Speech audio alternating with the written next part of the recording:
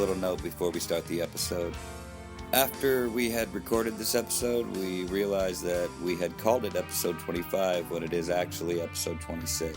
So, I guess the little conversation that we have about it being episode 25 and what it means, I guess apply that conversation to the previous episode, which is actually episode 25. And know that this episode is actually episode 26. And I guess after that, enjoy this episode. Chock full episode, probably the longest one we've ever done. We have a returning guest, John Thomas, and we talk AEW All Out 2021. Give our thoughts and feelings on it, give a little review, tell you what we think for the future, and yeah, pretty much lay it all out for you.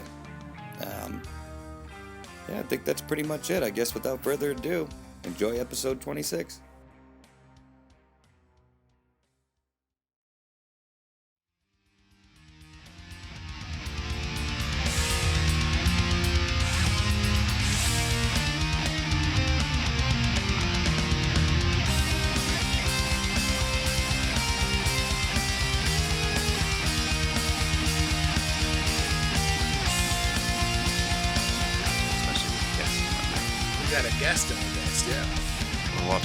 Walter's basically the third guy.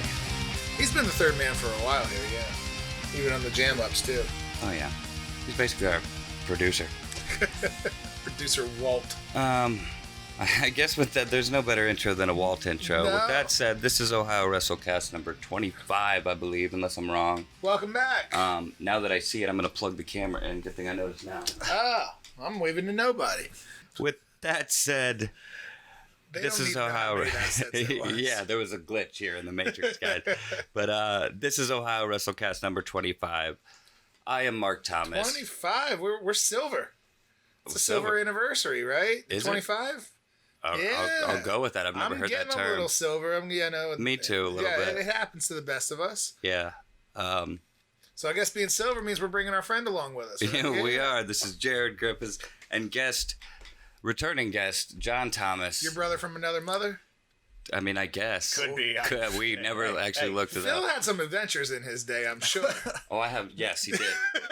I've heard a few for sure. If the pup's the third man, I'm definitely the Virgil of the crew. Okay? Don't dog yourself that bad, pal. I like Virgil. Somebody's got to. This is John's first appearance since June of 2019? Yeah. Correct? I think so.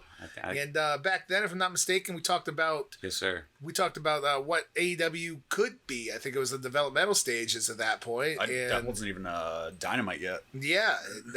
And you're right. Of course, talked about Bret the Hitman Hart, which, we became friends by the end of it. I might have dogged Bret a little, but then I just showed a sneak peek of my very...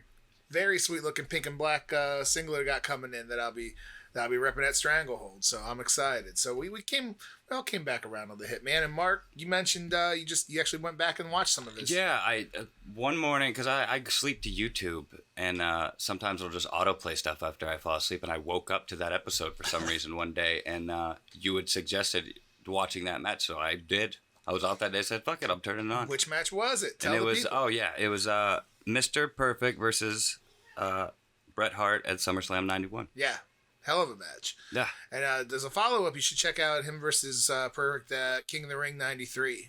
This is a babyface match, but it's also an incredible match. So. Okay. Who won that? Well, you got to watch and find out. No, I mean, who won the King of the Ring? Well, if I told you, you'd probably know the answer. Spoiler. All right. Gotcha. I see where you're going. Bret had Perfect's number. We'll just say that. There you go. But, okay. No, it's a hell of a match. It's really worth the time. All right, no, I'll check it out for sure. You should too, everybody. But we're in an exciting time period in wrestling right now, right? I mean, there's big news to talk about. We are recording on Monday, Labor Day, one day after AEW's All Out, and that's going to be the main focus of our conversation today, correct? Yeah, that's going to be episode 25 pretty much. Yeah. And it's there's a lot to talk about, a lot to unpack, as our buddy Conrad likes to say. Yeah. Oh, apparently the cat's going to be joining us. That's fine. She's got a lot to say as well. I'm a cat daddy, so. Nice. All right, it'll work out. Before we get into that, and I think maybe it's safe to do this way, let me get rid of the negativity in my soul before we get into AEW. Get it out of the way, man. Yeah, you said you've watched the first 3 episodes of the new series called Heels on Starz. I have. So by getting through 3 episodes, it's safe to say that you're a fan. I mean, I have mixed feelings about it so far. There's some questionable things that happened on the show that I'm just like, that's strange. I won't get into details or anything. Go ahead, because I'm not going to watch it. There's some. I'm really curious to hear what your hate is for it, but Well, I mean, I don't hate it. I'm seeing where it goes. I'm only 3 episodes in. It's probably still pretty introductory. Yeah, like the whole first episode is set up. Like the whole first episode, I was like, it's all right. So I watched the second one, and I was like, okay, I see where it's going. And there's a lot of wrestling stuff in there. It's but I mean, it's not a bad show, but it just hasn't. That's what I won me yet. I know Stephen Amell is a legitimate huge wrestling fan. He did some work with the WWE. Yeah. And Green Arrow is actually my favorite DC character, and he was on that show and shit. And then the other dude in the show is from Vikings, and I love that show. So you're already a fan of both the actors. By all accounts, Stephen Amell's a really good actor. I'm not a comic book guy. I didn't watch the show, so I don't know. But by all accounts, they're both talented dudes. And knowing that Stephen Amell is a big wrestling fan, I came in with high hopes. Literally, the first part of the episode is him typing up a script. And they kept saying the word script. Yeah. And it's just that the whole thing is just kind of kicking me in the dick every time they said it. Yeah. I have been on hundreds upon hundreds of independent shows. There's never once been a script ever. Really? So the very concept, at the very tip top of it, the concept of what they're doing, I'm like, well, that's not right. And if you're going to give me a show that has a setting, the setting is independent wrestling. It's not mainstream. It's not. That's the setting. It's not a background. It's not, there's hospital shows, there's cop dramas. This is about independent wrestling. Well, it's not a fantastical show either. It's supposed to be based in reality. It's supposed to be based in reality. And so right off of the rip, I'm like, there's not once has there ever been a script handed to me or presented at an independent show. And that's not just on Ring of Honor does not have scripts. All right, but I know WWE scripts that WWE shit. does. And I'm pretty sure the only organization he's ever worked for is WWE, and right? Therefore, I think he did a little bit of independence. Did he? He's real good friends with Cody back. I think therein lies they did the that problem. Stardust stuff. I think therein lies the problem. Is that he knows it from the big leagues. If he's the one who's presenting it, that's I don't know if presenting he is, the concept though, of this show, and that's his experiences. That's fine. It's not authentic in the least bit. No, yeah, you're right about that, and that is a bit like that's like a underlying theme throughout the 3 episodes I've seen. What's in the script or what have you. Now, there's creative, and you can have creative differences on the independents. There's, between the talent and the guys who book in the shows. Yeah, that stuff happens. Yeah. But the whole concept of, well, if it's not in the script, it's not what we're doing. Man, fuck you. Like, I get fired. I got fired up. I only got halfway through. You think they're just trying to Hollywood up the fact, like, sensationalize, that it is predetermined, and they're just trying to drive it to the viewer that doesn't watch wrestling? Well, yeah, I'm sure they are. And that's the other thing. Like, I didn't even get to the point where, you could obviously see that there's going to be a difference in opinion between the brothers. The younger brother portrays is a big star. He gets over with the crowd. Yeah. That's coming right off the rip. Like, oh, you don't hear the reaction? I mean, that, I get it. And I get that's where the drama's probably going to come on with him being a family man at home, too, with the wife. And the money that goes into producing your shows, that is real. I mean, that could be a strain on your real life where you have to invest money to try to turn your own product around. Those tensions definitely could be real life things. Yeah, but that's the problem you have with it. Is that the script thing? Scripting, and then when they're at the because you stopped after that, I'm assuming because you know about that. But well, I stopped halfway through. I was where they were meeting the dad's old opponent. I can't remember his name, but like the cowboy looking guy. It was the dad's old opponent. Yeah. They're meeting with him in the back, and I was just like, I don't want to watch this anymore. Okay. The other part that I like when they were outside of the church and they got the wives, like, well, you're a wrestler wife now. You need to learn about kayfabe. Like, fuck you. Like, that's not. No, that's not. No. I see what you're saying. It's kind of cheesy when you put it that way. And I think you're right, John. I think they're trying to Hollywood it up, where they're like, here you go, everybody. This is exactly what this is, and it's like, no, it's not. You're right. If you're going to make it feel like an authentic experience, like how it really is, I mean, they could have done. Well, especially it's set in modern time. I've not seen the show. Yeah. So if this was set in like the 70s, it'd be like, Oh, yeah. the kayfabe thing with the wives might be a thing, but like Sure. modern times, like Sure. Yeah, you know, like, nowadays everybody knows. It's not a secret. yeah, is your Right. if your girlfriend or wife not gonna know like what you do is Now I seen the scene where the younger brother was a dick to the girl at the gas station. Yeah. And like, there's a little bit of that too. Like, if you're a heel and I guess it's being interpreted as a small town feel. So if you are that baby face, like where you actually are selling tickets, no, don't go out to the store and be an asshole. Be an Because asshole, especially in because the he age was of a total social dick. media, like where. No, man, no, like real life. I mean, we talk about the Me Too movement, stuff like that. So real life, no, don't be an asshole in real life, even if you are over as a baby face, because that will come back to bite you. especially if the end. show's No, for bringing sure. up kayfabe. Like you can have it Exactly, both yeah. ways. But that's Exactly. did you watch the show at all? No. I know. I know all But of so it. you only saw like maybe like the first 20 minutes. I got through about half. because it's like an hour long. Yeah, episode. and I but thoroughly did not enjoy it, so I was good. As the episodes go on, not to spoil anything, I'll try to keep it as spoiler free as I can. But as the episodes go on, the script thing does kind of remain in the storyline, but it's all about the brother really, like needing to turn heel. Like that's the main focus of what I've seen so far. So it kind of strays away from but the script thing is an underlying thing. Yeah. But again, I've only seen 3 episodes, and I don't know where it's going. That's why I'm kind of still watching it. But I agree with you, and I did notice a little bit of these things as I'm watching it. And they were heavy on it. It wasn't like it was just mentioned, like, hey man, here's the script for the show. I could look past it, but like the whole time, like he's telling the wife, like, I gotta finish the script. It's like, amazing. It's like this like, is like and it's causing tension with him and his wife. And so, it's like a main so plot point. they're heavy on You it. think they're just not trying to use wrestling terms like match card or like Possibly. layout, you know what I mean? So they're just using basic. Possibly, but you could still like just to dumb it down. Yeah. Yeah, so Yeah. when he's talking in wrestler speak where you're like, I got to meet up with the office, go over some creative, figure out what story we're going to go with, da-da-da, da-da-da.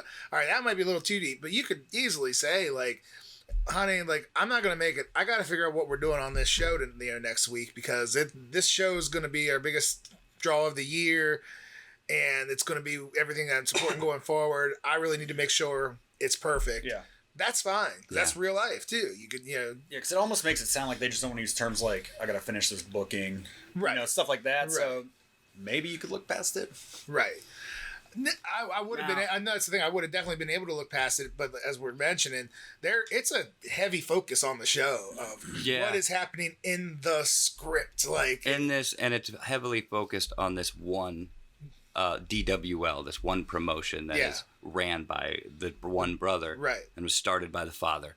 But they're starting to introduce cat hair.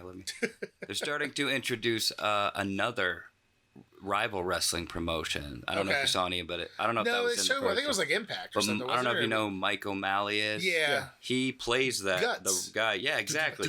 Guts. I love that shit. They showed like a commercial where he said like, and again, they keep was showing really, promos and shit. It was really cheesy too, where they say like no DWL like fans are allowed or something like that. If you go to the DWL show, you can't come to our show. Something something like that. Which he's of course, he's pushing it hard. of course, would never happen. But Unless you're in a cross promotion, Sorta. actual battle storyline. but- Yeah. They're trying to make it like a war, like a Monday but Night War they're or something. with the implications of these guys are trying to run this group out of town. But I mean, we're barely just starting to see that other promotion pop into this thing, and that's when I saw it was actually Mike O'Malley that was in those promos and shit. Yeah. And I mean, maybe I'm just wishful thinking here, trying to be positive, but maybe we'll see something from that promotion and they do things differently. Maybe. Okay. You know what I mean? Yeah. We don't. Maybe not. Like I said, But even maybe then, I'm if they just harp on trying it, they go, to. we don't do scripts here. It's like, Exactly, sort of. well, nobody does scripts anywhere. Because they're motherfucker. supposed to be the more extreme Gotcha. version of it, Gotcha. I don't know. There's a lot of great things to watch right now, to be honest. So. But I just to confirm for you, it is very much like a dumbed down Hollywood, like almost like CW version of like Well, what's a gritty scary wrestling to show. me, But it is rated R. You see titties and shit like that. What's scary to me is that then you'll have fans that watch the show and go, I know all about what you do, and I know your scripts, and it's like That's true. Yeah, It's like I don't know everybody if people becoming are a Harley that Quinn dumb. fan after fucking Suicide Squad came out. Yeah, that's the thing that concerns me. But again, I want to get that negativity out of my soul because I know you guys are excited to talk about it. And I'm excited to talk about All Out last night as well. It's maybe the first time you've been excited to talk about AEW, or the most positive you're going into talking about AEW. Well, I got positive things to say. I got negative things to say. I got questions more than not. But to say that it's not exciting would just be a bold-faced lie. Yeah. So it is exciting, and we're going to dive into it. But do you want me to tell the story? We can veer a little bit off of wrestling of why you two are going to have to just cover the workload for the first 4 matches. Because I intended to watch it. I intended to watch the entire thing last night. What happened? But I was unable to. Because right at 8 o'clock or so on the nose, I'm getting my Fire Stick ready. I'm ready to pull it up. And I look outside of my home.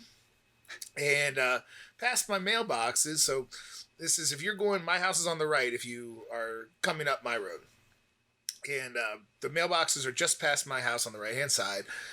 And I look outside and I see a park ranger vehicle of all things, but then also a sheriff's SUV parked right past my mailboxes. So, of course, first things first, what the fuck did I do? I don't know. I don't think I did anything wrong. But the sheriff's vehicle was parked, diagonal as to block off traffic both ways. So some shit's going down. My girlfriend was getting a shower. So I'm trying to listen through the window, and I can hear through the megaphone. Couldn't quite hear the name yet, and I still won't use the name because that's not really my place. But I couldn't hear the name yet. But I heard, this is the sheriff's office. Please come out with your hands raised, immediately. And I'm like, man, some shit is going down. Well, if they're doing that and not just knocking on the door, yes, you know some shit's going down. Yeah. And I can hear that, again, the mailboxes are past my house, and this was coming from the other side. So it's neighbors to the other side. Then I hear the neighbor, and it is the neighbor. It is my next door neighbor. I heard the name. And I heard them repeat this quite a few times. At this point, my girlfriend comes downstairs, and she comes down just like, hey, why don't you have wrestling? Shh. Why'd you have wrestling on? I'm like, because some shit's going down. Yeah. So we got the windows open. We're trying our best to see and listen to what's happening. At that point, we start seeing more officers come through my yard, and they're actually parked. They placed themselves behind her car, which was parked out in the driveway. Seeing an officer with a giant ass rifle, and I'm like, holy shit! Like some shit is going down. So at that point, we heard them say they were going to call in the SWAT team if he doesn't come out immediately. We heard them say it again, so we know he's not coming out, and we don't know what's going on. There's by any means, but it's nothing good, obviously. So then we see the SWAT unit kind of pull and actually back in to his driveway, and at that point, I realized they're gonna make us. So I seen an officer come up towards my porch, and I said, do we need to close the windows? So he's like, close your windows and get to the basement now. I said, okay. So at that point we do. So at that point I had Eddie Kingston and Miro on the TV, but the volume was down and I wasn't really paying attention. Yeah. So we got asked to go to the basement. We go to the basement and we heard the pops. And I mean, this is terrifying. Like at this point, like you hear pop, pop. There was 2 fast and then 2 more pops about 5 seconds in between each other. And at least pretty quickly we kind of realized like, it's not him firing, because if it was, there would be a hell of a lot more fire coming back. Yeah. I doubt it's them firing. They said we knew they're bringing in the SWAT team, so it's most likely tear gas. And then nothing for a while. But even with that, all that, you're hearing that, it's probably going to be over fairly soon. But it wasn't soon enough. I was able to acquire my Fire Stick to throw on, and I finally got on.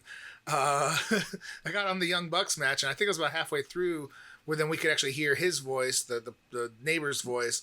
So we knew he was outside, so we came back up to look to see, and he was being arrested. And again, if you're on any sort of sheriff's watch or crime watch on Facebook, you're going to hear about it, because you're calling a SWAT unit, people hear about it. But yeah, so it was a scary, tense moment. Again, you hear this, every once in a great blue moon, you hear about like a SWAT unit being called into the county. Yeah. This was right next door in my very quiet area where I live too. Wasn't it just like it was right next door? Wasn't it like across the street and over a little bit? No, right next door. Oh really? Yes. So just the pictures you sent me, it looked as if it was. No, different. Those pictures were have that ditch, that ravine kind of runs through my front yard. That's where the cars were lined up against. They were pointing towards 44, so they were pointing on the left to your garage. Yes, yeah. So the neighbor to my closer to 44. Okay. Yeah, but it was arrested without incident, and to my knowledge, nobody was hurt during any of this. I can't comment on what happened before, and I don't think any of us will know. But Yeah. so I missed the first 4 matches. So Yeah. I have full intentions of watching and reviewing appropriately, but I will pretty much lay out to let you guys. Did you read about them? Anything? Yes, I did. I got the results. I'll tell you, I guess we'll start with Miro and Eddie Kingston, and since my thoughts will be much quicker because I didn't get to see it, Eddie Kingston matches don't really enthrall me that much. I'm a fan of his, and I'm definitely a fan of his promo work. He's a solid dude. Yeah.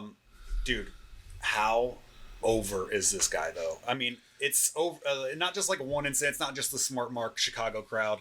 I mean, event after event. That last pay-per-view, they wrestled the Bucks, him and Moxley. I mean, the hot tag he got in the cheer. Who would think? And I wasn't big on Eddie Kingston, but I know about what he did before. Yeah. Like, who would think a national TV audience? He has authenticity. This guy would have, like, the backing he does. I think that's it. I think he has authenticity where a lot of guys don't. And I mean, in both promotions everywhere, but I think he has real authenticity where it's like, this is a real dude. This is, the dude that we're seeing is going to be the dude that I would, have a beer with at the after party afterwards. Like, you can sense that. But that's my biggest takeaway from that match, other than before we get in the actual match, man. Eddie Kingston is so over. I mean, it's good for him, and like hopefully they keep it going for him. It's been a good thing, not just for him, but you look at how 2.0 came in them and calling out a guy like him, like it's helping everybody. Sure, they're sharing the wealth. Sure. So awesome for him. What did you guys think of the match? Again, this is you. I didn't get a chance to see it. Well, I mean, I you follow AEW. You watch it like every week to week and shit, everything. I just recently, like, CM Punk is what got me watching again. That's what did it in 2011. It'll do it again. Yeah, and even then, I miss like a good portion. Like, I'll tune in like late or something. So or you guys are missing one of the best title runs of any company I've seen in years. Have you paid attention to Miro at all? I'm thrilled that they finally got behind him because at first they wasted him for 6 months or so coming in. Yeah, and you kind of look at that. It kind of led to the bigger picture. It just we didn't see it at the time, where he got like tired of like I'm not playing around, right? So it paid off and I think it even made it better how strong he is now. Yeah. But man, his promos are must see TV every week. Okay. Absolutely. This guy is unleashed. Like. His gimmick's like God's favorite champion, and like all he talks about is how much he bones his wife. Okay, this rings a bell a little bit. The best. I saw one of them. He was like up against the wall and just kind of looking over at the camera, and he was doing something about how he's a god and shit like that. Yes, yeah. It's okay, I know amazing. what you're talking about a little bit. So when he wins a match and he presents his belt to God, that's because he's God's favorite champion. Okay. Just talks about how flexible his hot wife is and how much he bangs her every promo. Did you guys see the build up to this match at all? No, I have not. So there wasn't a ton of build up other than Miro was just kind of defending his title, and he beat Fuego del Sol, and he wanted to keep kicking his ass, and then he said that God reminded him there's an original sinner. Just called out Eddie Kingston. Said, "Bring me the Mad King before I burn this place down," and it's pretty awesome. So that was the whole build. Okay. I like what I'm hearing. And Eddie, obviously being who he is. He had a promo ready to fire back at. No, actually, the first thing they did was Eddie came out with a microphone, dropped the mic, and said, "Fuck this," and just ran at him. So that was the build. They got really good pull apart because they're both awesome. Well, Miro's being built as a straight machine, where he should be favored, but Eddie Kingston isn't going to back down from a fight from anybody. Yeah, he's almost like normally not an underdog, but definitely here. Yeah, and for a babyface, that's perfect. Is that what you picked up while watching that, Mark? Well, the reason I asked him about how he watches it and knowing all that now tells me, but I really had nothing to go off of for this. So for me, it watching it was just I even wrote down it was a big guy versus a big guy match is what it was, and I didn't like. I always liked Miro, and I have a Happy Rusev Day shirt. Yes, you know what I mean? Yeah. But so I enjoyed the match, but I really had no investment in it. But other than that. And I noticed something weird about it at the end, but it wasn't a big build. Probably 2, maybe 3-ish weeks. So it wasn't a crazy build. Probably just to get Eddie and the champ on there. But if you guys aren't watching this title run, there's another show I listen to, not to promote anything else, because this is my favorite wrestling podcast. As it should be. They've even mentioned if this title run keeps going the way it is, this will be RVD television champ like title Okay. run. It's that kind of making the title super important. Okay. All right. So Let me ask you two this because I didn't get to jump until halfway through. So how was the crowd reaction like for? And tell me for each match as well. Just so the crowd. This is the first main match on the card. Both characters are pretty over with the crowd. Was the crowd into it through and through? yeah, they actually were. I can't really remember. They were actually cheering for Eddie for almost all of it, but obviously Okay. Sounds right. he mostly got dominated. It was a good back and forth. Way different than most of Miro's matches have been because he's been squashing everyone. Yeah. But I don't think this match was bad.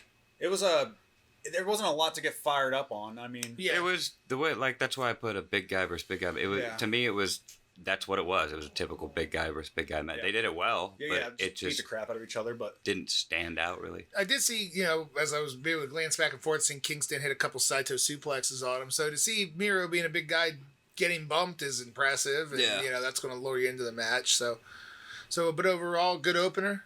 yeah, they did a little storyline with Fuego del Sol kept hitting tornado DDTs when he fought Miro and like caught him off guard. Mm-hmm. And so they did a little storytelling in the match too, with even in the build-up that Miro's weakness is DDTs. So Eddie Kingston tried to attack his neck before and stuff like that. Tried to sell See, that. now- Is that going to make some sense for you? The note that you have. Yeah, because I noticed, just like a year or so ago, I learned what a stinger is. And Yeah. Oh, yeah. it appears he had one. Or he was selling it like he had there one. you go. Because he was grabbing the belt and he kept dropping it. He tried to lift it up in his arm and then he like shook his arm a little bit. Oh, yeah, like, that's because Eddie hit he him was with having the DDTs, troubles. I'm guessing. So either he was selling it or he had a Saito legitimate. suplex, so okay. But yeah. Well, if you noticed it, then either it was Yeah, it was somewhat as legit he or was it's just a real good great selling. work selling. So yeah.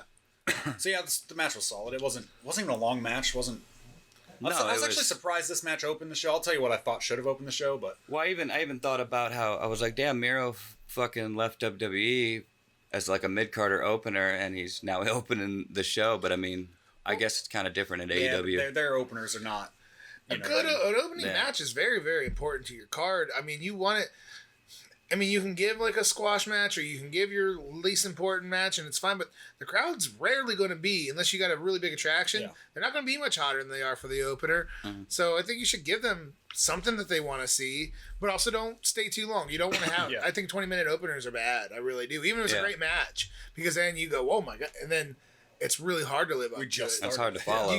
We're supposed to give a good 10-minute harder hitting opener and you go, man, that was a lot of fun. I'm excited to see what else we're going to get. So if that was the case, a good 10-minute solid opener, and then that's title match. So it's certainly not the lowest match on this card. Their matches, the way they book too, their matches don't fall in a tier of like the first match is like our lowest match because they open the show with like, I mean Kenny a lot, 6-man tags. Moxley opens so many. Hangman, like they usually like to set the crowd off quick. So We'll get to Hangman. I was gonna say I can't even tell you the last time I saw Hangman. But on TV is a little different because on TV, if you're, even now they've only been around for 2 years. They haven't been around a long time, so you could still get new casual fans. It's kind of important to get your top stars. And Raw's done that for forever. They always open with a promo with Austin or The Rock or McMahon, So you want to get your top stars out there first. Even Saturday Night's main events back in the day, Hogan would be on first. It's 11:30 at night and you're flipping through the channels. You might be ready to go to bed, but you see Hulk Hogan. Well, now you stick around, and even if you don't, they got some viewers for at least when he was there. So Yeah. now with the pay-per-view, you're already you're purchased, you're invested. So Yeah. well, let's move on, man. Mox, I feel like has been kind of pushed to the wayside a little bit since his initial run. I mean, you can't stay on top forever. I get that, No. but it feels like he's kind of been stuck in the mud. And they brought in Kojima, who, and now in fairness, you probably are the biggest Japanese fan we have, but Kojima, I think his top run was still in like the early 2000s. I don't know much from him at all. Yeah. Yeah. But with talking Me about either. Moxley going the wayside, I think they had other plans. If what I read was true, a lot of that him calling out Tanahashi, I think fell through for some reason. So I think they have bigger plans for him to be that New Japan working guy. Because, well, as we get to what happens it- at the end here, yeah. This also almost seems like, hey guys, I'm just gonna kill time and start knocking off like New Japan guys off my bucket list that I love. Like, Well, it helps them, as he appears to be what he is, where he's an international superstar. He's not AEW exclusive at all. He wore the GCW jacket out there. Oh, he won the title this week. Yes, yeah. So, which is obviously small. GCW is always smaller than AEW, but New Japan having anything, I don't know how much AEW needs it now, but I think it'll be. But for starting up, when you say, hey, like our guys are going over to New Japan and competing against their top stars, like they're here too. Yeah. So I think it's not a bad thing. I think they did have bigger plans for him if the Tanahashi thing actually did fall through. So we'll see. So I don't think he's as much to the wayside as it appears right now. But okay. Well, what'd you guys think of the match? Because this is one I just missed entirely. This was again it's quicker than I expected for sure. Yeah, it wasn't a crazy lot faster. match. But we want to talk about that New Japan relationship. I mean, he's been fighting guys like He was their Intercontinental champion, wasn't he? Yeah, U.S. U.S. champion. Okay. But he fought like Nagata a couple weeks ago, and that's cool. Mm-hmm. But you know who came out at the end? Yes, I heard about Suzuki coming out at the end. So we got a real, actual New Japan star now. Yes, real strong style. Who I've never heard of. Really? Crazy hair, but I've never heard him. Suzuki he was a legitimate MMA competitor for quite a while as well. And he's just a bad dude, and he is presented as a bad dude. He runs the whole stable, New Japan. Yeah, Suzuki. Okay. So I should be excited, is what you're saying. All right. This is, I think, the first step to a real New Japan star coming in, and it's gonna be a pretty big deal. Suzuki isn't on the level of the Okadas and Tanahashis and Naitos, but he's probably that next step down. But he'll kick the shit out of you. He's that real Japanese strong style, Okay. There is reason to be excited. It's exciting enough for me that I will probably tune in on Wednesday to check that out. Cool. Yeah, and they're throwing the match already. Yeah. I mean, they're not even. That's awesome. Well, if you're in from Japan, you're probably only in for a certain amount of time. I think they started running shows here again, or they were planning on it, so they might be around a little bit. Interesting. So, but as a whole, the match though, good. Had you Kojima again? If you guys weren't too familiar, you got a guy that you're not real familiar with. Doesn't have a lot of heat. No, this match was good. It could have been a Dynamite match. Yeah, I would agree with that. No stakes. Yeah. Basically, just to drive the storyline longer. Again, if you guys haven't been watching, the whole build is Moxley said, "I sent contracts to New Japan. I want to fight somebody," and only one guy answered. And he basically called out the rest of New Japan for being a bunch of pussies. Oh, yeah, I remember that. And then so Suzuki shows up, and so it's kind of driving. He cut another promo later in the show. I've seen that one later backstage, and he's on fire with his promos. Mm-hmm. He doesn't get me too excited for his matches. I feel like it's a little bit of the same, but hell of a promo though. Yeah, he got me fired up for that with his promo. Yeah, part of the reason he storyline wise isn't doing a lot more in AEW either is he wants that title back. Like he lost to Archer. Archer immediately lost it to Tanahashi. Oh, okay. He wants it. He wants to fight Tanahashi now, who said he ducked him when he was champion, but then he could fight Archer. So interesting. They're doing a little bit there. See, judging by what he's been doing lately, I imagine that Moxley just kind of is doing things he wants to do. That's what it feels like. Wrestling That's what people. I'm saying, these older guys, it's like he's kind of done it already. So he's just like, fuck it, I'm gonna wrestle these guys I want to wrestle. And for a lot of my pessimism on AEW, I can't knock that at all. No, I mean I think he's living the dream pretty much. I think that's great for the talent themselves, where they get to expand their horizons. And then, in AEW's case, now of course that means he's going to have to be protected. Like if AEW's like, this is our John Moxley, and he's going out there doing this and that, well then he's, and you can't always win, of course, but if he's doing 3 losses in a row in New Japan and maybe losing that Game Changer as well, it's like, well, we let you do your own thing, but you're coming back to us as damaged goods. This doesn't help. Well, he could use an elbow pad. I wrote down elbow blood because he's constantly busting his elbow. Yeah. He immediately, as soon as he grabbed... every single match, Suzuki. He busts his elbow. Yeah. But, I mean, it works. He got it all over the dude, and it looked cool, but shit. These 2 matches both are where I think... After these matches is where the pay-per-view picks up. These both could have... They were solid, but they could have been Dynamite matches. Okay. No builds, really, to either of them. Right. Which I think hurts. But you want to get your guys on your big show. Understandably so. Those are three of your biggest guys. And from all intent, Kojima was a very big star over there for a while. It's less so nowadays, but... So, you can definitely get some international viewings or even guys that were really... the smart marks of the early 2000s. Be like, oh shit, like I might want to watch that. Yeah, doesn't hurt.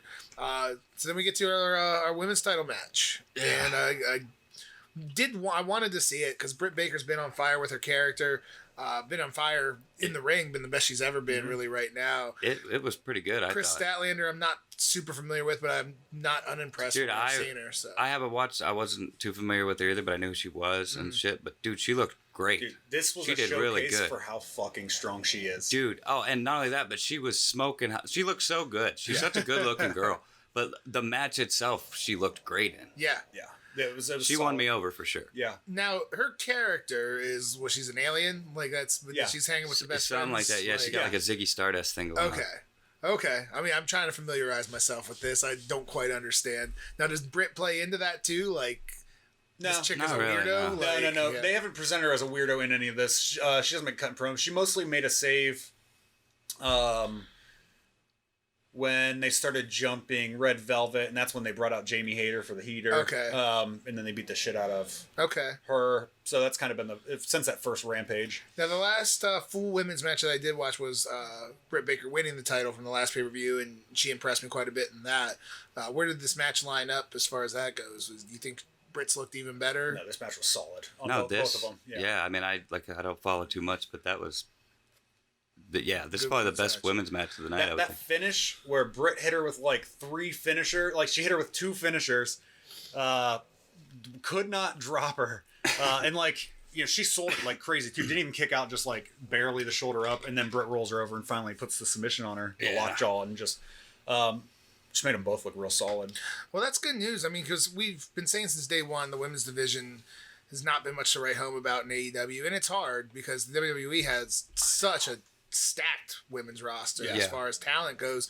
So when they're gobbling up the talent, and here's everybody who's left, and now, you're going to have a couple that are good, but everybody else is going to be pretty far behind from what we've been presented the last few years. But it has to start somewhere. This is a step up from what I've seen. It has to start somewhere, and if these two can both be kind of pillars, again, only one can be on top, but if they can both be pretty good staples for a while, the way that only Charlotte, Asuka, Bayley, or Becky or Sasha could hold the title, but the other 3 would still be there and still be popular, and that's how the women's division has built up really well in the WWE. So, again, it has to start somewhere, and by all accounts, again, I've read online, and you guys reiterating that the match was pretty damn good. So. Yeah, no, their division's definitely getting better. I think it's one of those things too, is they had such and nothing.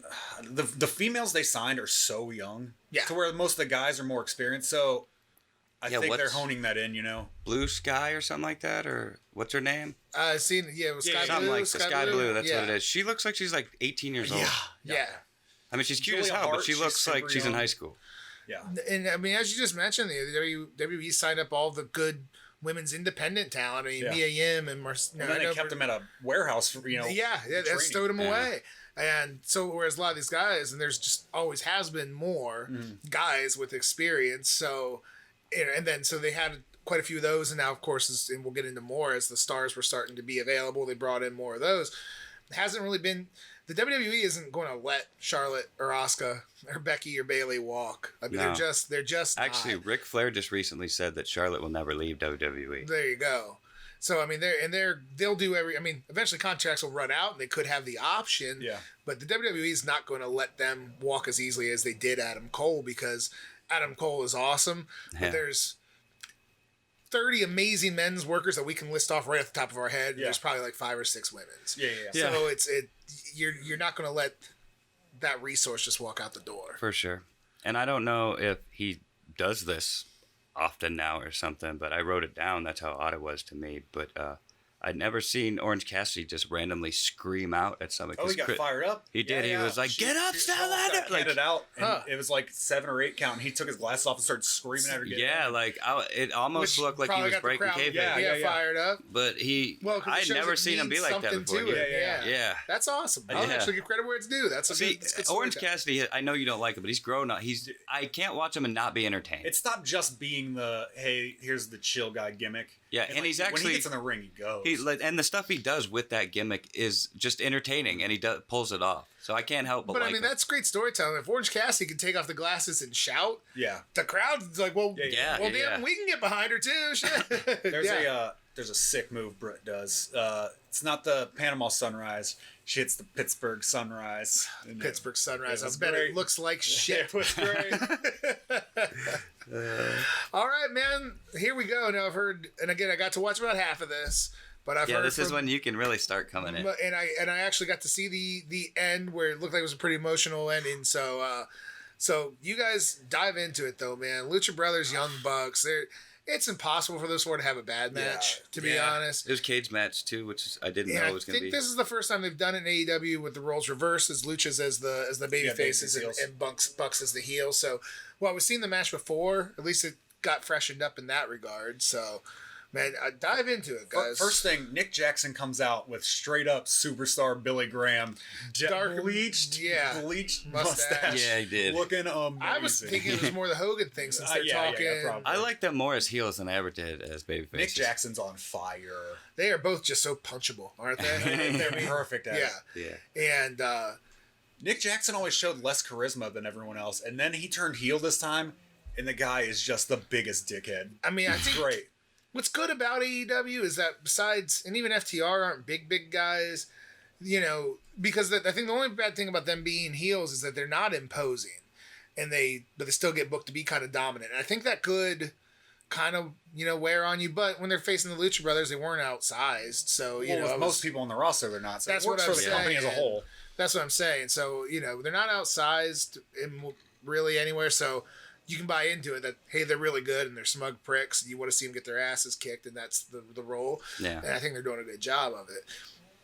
Again, this match, again, all accounts, was awesome. Awesome. The lead up was decent too. They had the tournament to see who would win. I actually almost wanted the Jurassic Express to win just because I just want to see a new team. I feel like Jurassic Express they broke them up not broke up, but like Jungle Boy did his thing. And so I kind of wanted to see that. And then as soon as the Lucha Brothers won and I realized it's in a cage, I got excited for how Rey Fenix is going to murder himself off the top of a cage.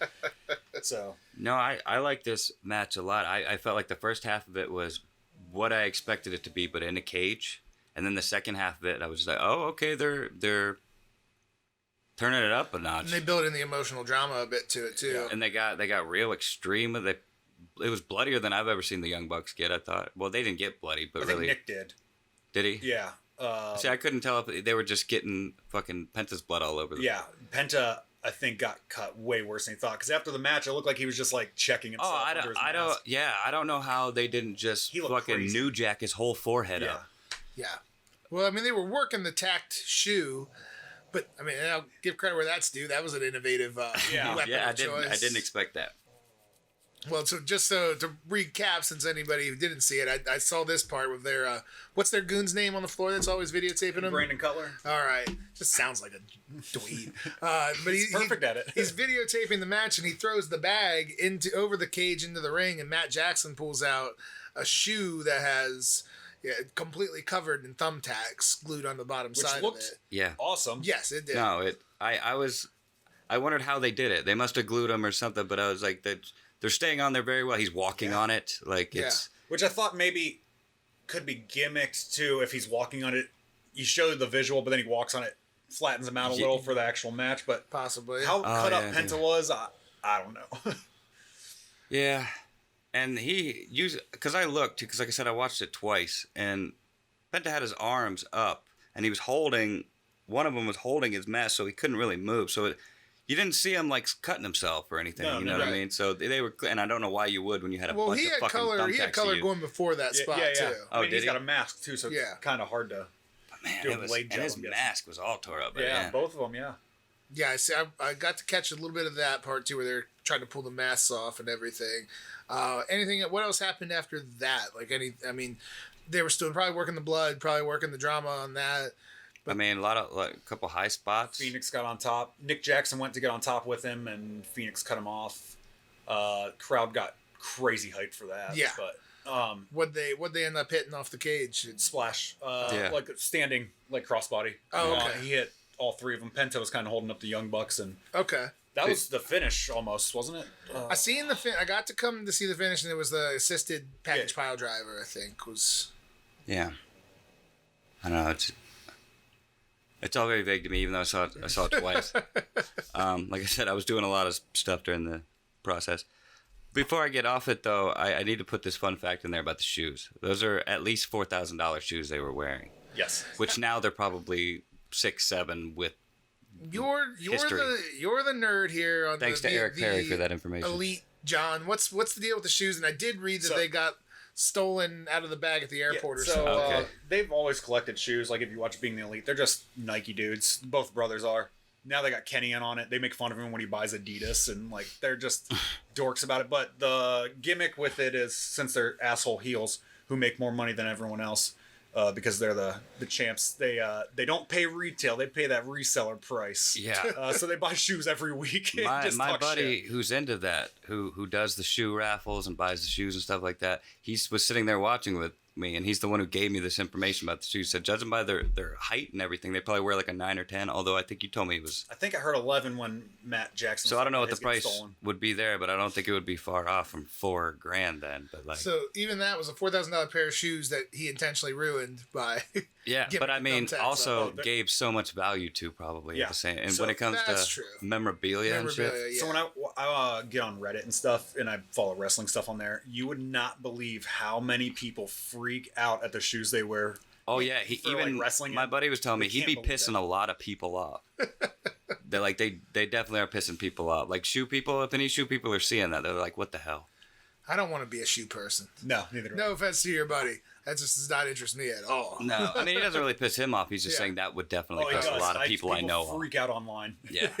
And they love it. They're like, they just talk shit. So it's a heel thing they're doing. Yeah, where they it can works. afford shoes and you can't. I guess so. But even then, and I'm just being serious. To me at home, I go, I don't fucking care. I don't care what shoes you wear. You're not making me mad. Some people No, do, I don't. though. Yeah, they have been very, very effective as heels lately. And again, I seen the post match with Penta and his wife and his daughter and everything. And His daughter was crying. And I mean, her dad was a bloody mess. And He got blood. He got blood on all of his Yeah. children. yeah, and I mean, it was an emotional thing. So, but you could, I mean, that was the story they wanted to tell. But you could sense that it meant something. As this promotion is growing, For sure. and the Bucks are what they are. I mean, hey, they write the show, but they're top heels and they've earned that position.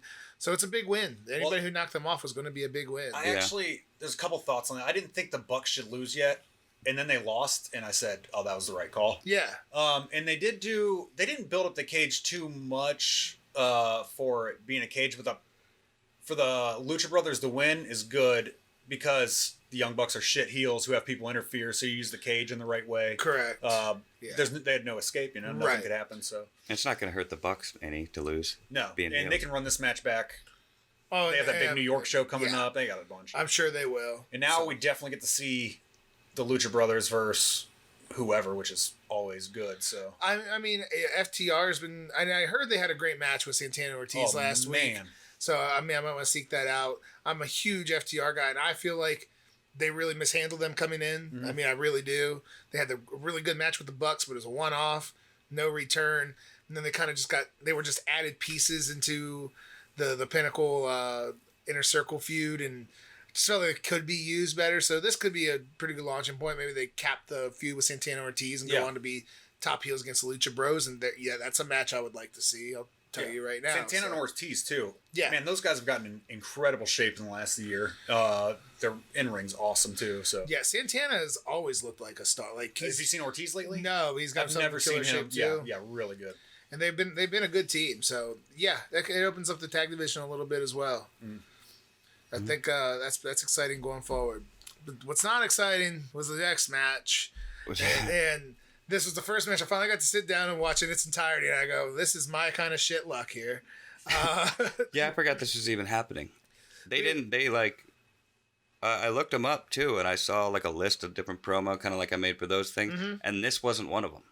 So I it's didn't know almost this was like, the women's women's match? Yeah. casino It battle was royal. supposed to be on the pre-show. Pac had the travel issues, so they had to cancel. they bumped I it up. see. Cancel him and Andrade. Oh, okay, that makes sense. So they made then. a 10-man on the pre-show. All Put this right, on. because I was ready to see fucking MJF and Chris Jericho, Yeah. and then this happens. I was like, oh, Okay. So for this to not be a super great match for the pay-per-view, it was supposed to be a pre-show, which it still should be good, but I think it would have been you wouldn't look at it as bad if it was on the pre-show, not following all this. So Yeah. So it was following was easily the best and most emotional moment of the show at that Can we point. talk about too? This is even up to this point, all of these are legit wrestling matches. And AEW, I will say, they go a little crazy sometimes. We are just having solid wrestling, and then the one match that's not supposed to be with the Lucha Brothers and Young Bucks, it worked because it was actually a cage match. It was a cage match. You're This not is having the most solid wrestling AEW. You're not having I've run-ins seen. Yeah, and gimmicks yeah. and you know. And that continues later on too. But I definitely noticed, especially up to that point, like, because I mean, I love the Young Bucks and Lucha Brothers, but if any two tag teams are gonna run rampant on whatever the rules are in a tag match, it's those two. So Yeah. to do it in a cage, it fit in. It It's didn't those ruin two. anything. And that still happened later on, which AEW's very loose on it, and they're also they do lean pretty heavy on bells and whistles with every single elite match so far has been, oh, they're in trouble and there's interference and no they pull it away. Fine, basic heel booking 101. I'm not saying it's a bad thing. Yeah. It does get redundant week after week after week. It's NWO every match on Right, Nitro. but as you said though, this has been 4 matches of good solid wrestling and clean finishes. Yeah. No, for Nothing sure. to really bitch about.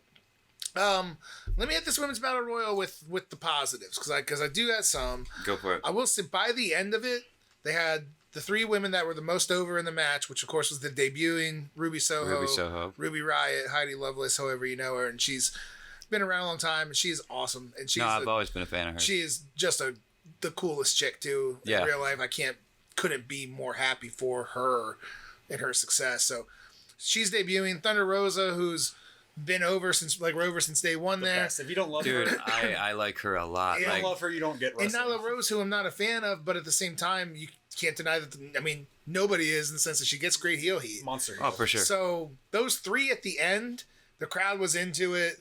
When Nyla finally got eliminated, they were into it. I would say Thunder Rosa probably should have won, only because by bringing in Ruby, you're essentially telling us what we already know, that your women's division is weak, and the girl that you just brought in from the street. I thought it made went through. sense. I mean, it's like number 30 in She's the the Royal last Rumble person coming in a in. mystery. The only She's the most fresh too. Like chances Right. are she's got the best chance to win. the booking reasons I thought they may have done this is you get a big match with Ruby right off the bat, she'll probably lose to Britt. Yeah. I don't think you want Thunder Rosa to win because if it's me and I'm booking that company after the matches Thunder Rosa and Britt Baker had, you settle them down for a minute, have Britt run through everyone, and Thunder Rosa comes back and has to take the title. There's nobody more over than her other than Britt. And I think that therein also lies the problem in this whole match. If it wasn't one of those 2, nobody would have cared at all for anybody else winning that match. And we talked about some of the women before. You see a Jade Cargill, and you understand, like, I would hire her on my wrestling show as she's well. a super tall one with the white hair. Yeah. Yes, buff. All right. Looks like an X-Men supervillain. No, Yeah. she's one of the ones that stood out to me. I was like, ooh, I like Yeah. in that sort of way. I And want to climb that girl. Yes, and she's greener than grass though. Yeah, So yeah. that's the problem. They've had some girls that have been around a while that haven't impressed, and then a whole bunch of brand new. Again, we talked about Blue Sky. Yeah. I never heard of her. No, me either. They had Tay Conti in there. I mean, there's a lot of pretty blonde girls. I do like Ty. I like that- Ty Conti. Who was, They've done a bunch with her. Anna What was her Jay. name? She just returned. last week. Returned from the Dark Order. Ford. Penelope Penelope Ford. Ford, She awesome. looks. Penelope She Ford's looks actually pretty great, good. and she did all right in there. She was but even She then looks like she's Harley been Quinn. buried completely in the lower card with Kip Sabian and everything. No, he's been gone for a while. She actually went away. She was doing stuff for GCW. Okay. They just paired her up with the Bunny, so they're doing a thing together now. Okay. That actually brought out Anna Jay because they beat up Ty Conti when she returned. so, Okay. they're doing a little bit with her now.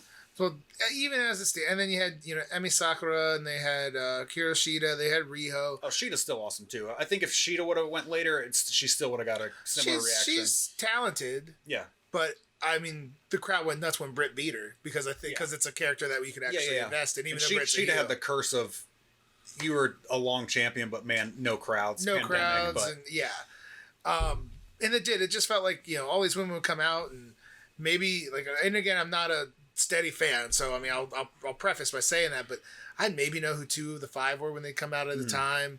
Yeah. It's and then and then when the WWE, if they do their women's Royal Rumbles, they're bringing back names from the past because they have a past. Yeah. Well, It's a another little thing bit of a crutch for them. I noticed is they kind of skimp on the graphics sometimes. Like all of the entrants when they were coming out, like I didn't know who most of them were, and they didn't put any graphics up for them. Yeah. Yeah, I think after they all got in the ring, they put the names. They put them up there, but I still had to guess who. But if you didn't know who was who, yeah, you wouldn't. Yeah. And how does that make you feel? Like, there's no graphics. Yeah. They don't really have. It's hard to invest when you don't know who the hell who is. Well, just a sidebar. The one thing that I don't know if AEW will ever catch up on is production. Like AEW, like they're trying. It's a professional looking product. Yeah. But the WWE just has it. I'll tell you what though, And they that's shell one of out those good things money. coming in time, I think. I think so. They shell out good money though for top songs. Ruby Soho's got Rancid. You know, CM she Punk's actually got. went on a podcast not a long time ago with Lars Frederiksen, and they talked about doing the name, and he gave her permission Gave to her use the the blessing. song. Oh, And everything. nice. Straight up And from then- Lars Frederiksen. Even Jungle Boy now has Tarzan Yeah, Boy by which is what's his awesome. name, and that's like a classic fun- 80s song. fun I'm sure they fact- shelled out a few bucks. I think it was Christmas. Tony Khan bought him the rights to that for him for a present. That's awesome So- because that song's legendary. Hey, having great recognizable entrance music means something. I don't think for a second it doesn't. Now, what's good about Ruby Soho, it's not, Lars and Rancid are not money hounds, and they're also He's a huge wrestler. he's a huge wrestling fan. deathmatch wrestling fan. He's a him real. and Punk have been friends Yeah, for a yeah, long yeah. time. That's awesome. I didn't know so, that. I've loved Rancid for a long time. He's not the Metallica or AC/DC type of, No. yeah, you can use it, but I'm going to need to, I'm sure he probably cut a sweetheart deal for the rights because yeah. if anybody, we're all people that knew who Rancid was. If you're 20 years old, you probably have no idea who Rancid was. You're going gonna to start listening to Ruby's. But you hear that song, and you go, oh, that's a real band. song. It's a Yeah. real band. Now I want to check it out. That's- That's not yeah. bad for Rancid and Lars I've had at people all. at work ask why they play CM Punk's theme song on the radio, and I'm like, no, dude, no. Yeah. like 1988. Yeah. If anybody's still I was talking like, about not only that, but the whole band, a bunch Again, of black dudes with dreadlocks. If You you're the wouldn't think guys that. in Living Color, you're thrilled that CM Punk is. Oh, how many created. plays do you Yeah. think they got? Like, Yeah. I know after his debut again, Yeah. I was in my car just. Because the song's No. awesome. That was my jam before CM Punk was ever a Yeah. thing. So speaking of the song stuff, I was just talking to my buddy Josh when we were watching, I don't know, Dynamite or something, and we talked about how WWE after Punk's debut, after Bryan has a song that you could easily just take anywhere. Yeah. Dude, they're only gonna do in-house music because if you look at what CM Punk is, Yeah. he's the same guy he was in WWE. Yeah. Mhm. Same name. Yep. Same song. Yep. Same gear almost. Yep, Like aesthetic. same everything. Same shirt Yeah. almost. Yeah. Like, and that is not something WWE wants. It's not what they want. And Punk was kind of, he broke the mold. And if you watch his WWE DVD, Yeah. like, you knew, like, most guys didn't get to keep their name, keep their image and all that. Yeah. So, what does suck if you're the next up and coming big star in the independent scene and WWE, like, says, we're going to have to change this up. And you kind of understand. Yeah, like, yeah. You're like, yep, I get it. No. I get it. So that's a thing though that could screw AEW vice versa. You know, someone goes somewhere else and they're just the exact same person you build up, which I don't think they're going to be as catty about it as WWE is, but I don't think WWE would ever use Darby Allin. It's just not their thing. The only guys I can think of right off the top of my head that could take what they built in AEW and go over would be like MJF. Yeah. Which he'd still be a small guy there, so I don't know. And Britt for sure. I think they'd use Britt in a heartbeat also. But like I don't think they have that much to work women with. are I different think in Starks WWE. too. I think Starks would be a guy that would fit in there. I think so too. Yeah. So, but there's not too many guys for them to worry about taking their brand out of there. At this point, it's still, again, they're only been around 2 years. Early. Not even, they haven't even been on TV. 2 months from now it'll be 2 years, or no, 1 month from now it'll be 2 years finally. So, and they definitely got momentum on their side. So yeah, Ruby Soho comes in, wins the match. What'd you think of the match in general, Mark? I mean, It had its moments. Like I said, there were standout players. There were people that I didn't even know of. I was like, oh, I'm gonna keep an eye out for her. You know what I mean? And the girls were working hard. but- They were trying to show out for the moments they had. but there was also some bogus moments and some botches and shit too. But, Yeah, there were a couple weird calls. Like I said, Hikaru Shida. Like I feel like she should have went later, or it should have been a big elimination because she's like the longest reigning champ. Should have made it a bigger deal. And then Jamie Hayter, who is the bodyguard now, was supposed to be in there to defend like so these people couldn't fight Right. great. Like why wouldn't you just brought her back? Yeah. She looks amazing. She Yeah. got in such great shape. Why wouldn't you have her later to move all those storylines further? Yeah. And then when someone beats her, Yeah, it's she was pretty insignificant in there. yeah. So there's a couple weird booking things I don't think were thought out, but I'll tell you, this is something actually Jim Cornette mentioned. It's not untrue. Women's over the top battle royal is difficult because a lot of these girls are only like 5 foot, Yeah. 5'1". Yeah. You've seen a I couple. never There was a thought of couple times they tried to throw them up, just kind of bounce off of the top ropes. Yeah. Because, I mean, and I'm 5'7". I'm not tall, but I'm quite a bit taller than a lot of those girls are. It's not that easy to get Yeah. thrown over the top rope. I believe I've it. literally never even thought about that. Yeah, for a you women's. gotta give yourself a little bit of a go, and when you go, it's kind of scary because you're going hard. It's Yeah, so, even in WWE, you've seen Sasha and like Yeah. Alexa eat it, Yeah. trying to jump through the ropes, even through them, not even over top. Yeah, yeah. Like it's pretty hard. So that's just something in general. Where I'm not knocking AEW or these girls in particular, but it can look a little awkward at times. I will say- top rope battle royal. The finish to it was decent. Yeah, It went on a little longer than I think it should have, but like when what's her nuts was hanging off the when Ruby like, was hanging off. not I think Ruby, it was, but it was Thunder Rosa. Thunder Rose. I can't remember her name for some reason, but she was really selling it well. Like she was almost like you thought she might let go. Like that, I thought they did pretty well. Also, the crazy looking red haired chick I wrote down, Abaddon. Abaddon. Yeah. I can't go without talking about that crazy Fun chick. fact, apparently, I don't know if it was true. I think I read that someone said online that Aleister Black, well, Malachi, said that if he does create a House of Black, he wants her and the Butcher and the Blade with him.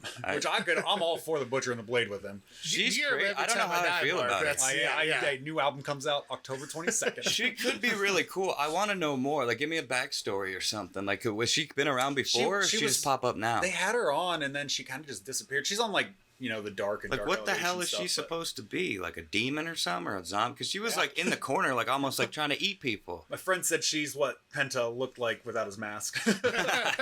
That's funny. Well, that would be the definitely case. when I talked about there was like 10 athletic blonde chicks in there, and she definitely stood out.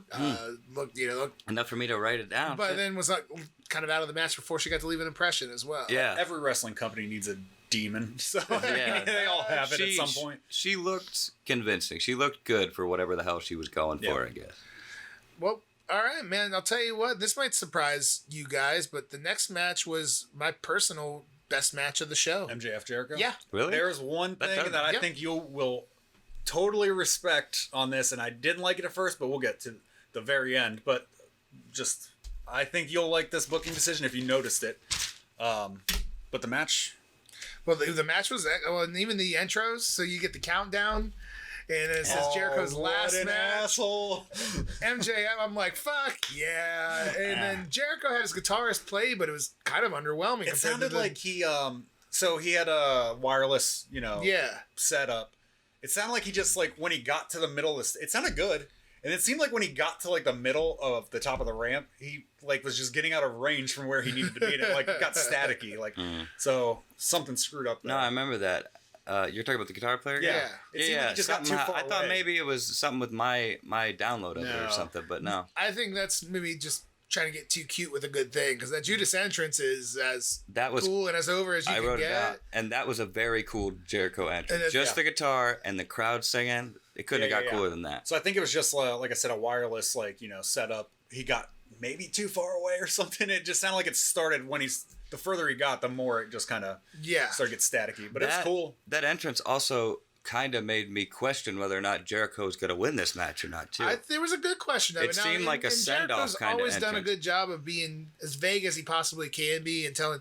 So when you start thinking he's like, I'm looking to wrap it up, and you say, well, you're over 50 years old. There's no reason He's why. old. He specifically said AEW and not wrestling again, Yeah, which yeah, yeah. for That a is- long I did, time, yeah. in between him saying that and them saying that, they didn't say in AEW. They were saying he will never wrestle again. But he And then said you it. didn't hear them say it again Well- until right when they were announcing the match, and dude said in AEW Never again. wrestling again / retirement matches mean absolutely nothing in pro wrestling. That too, but I'm saying he definitely It left usually himself lasts an 60 opening. days. But with Jericho, if he were to want to really go on tour again with Fozzy as COVID restrictions are lifting, you go, that all makes sense. And maybe he loses and gives the big rub to MJF. And you can always work your way back out of it. But if he was going away for 2-3 months, yeah, it would be a fitting storyline. So that's why this was my favorite match of the night, not just because the work involved was really good, and I thought Jericho's looked as good as he's looked in a long time. Yeah.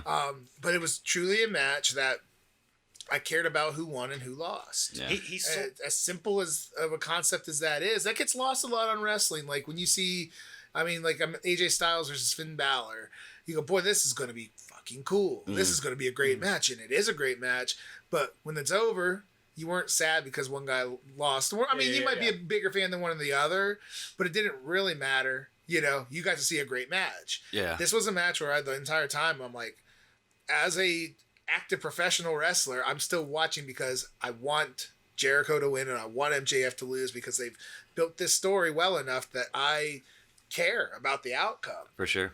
And for that reason, that was my favorite match of the night. even outside of the match, the build up with like the labors of Jericho, and I know you don't like Nick Gage and all that stuff, but in a storyline setting, like he brought back Juventud Guerrera just to mock Jericho for the most part.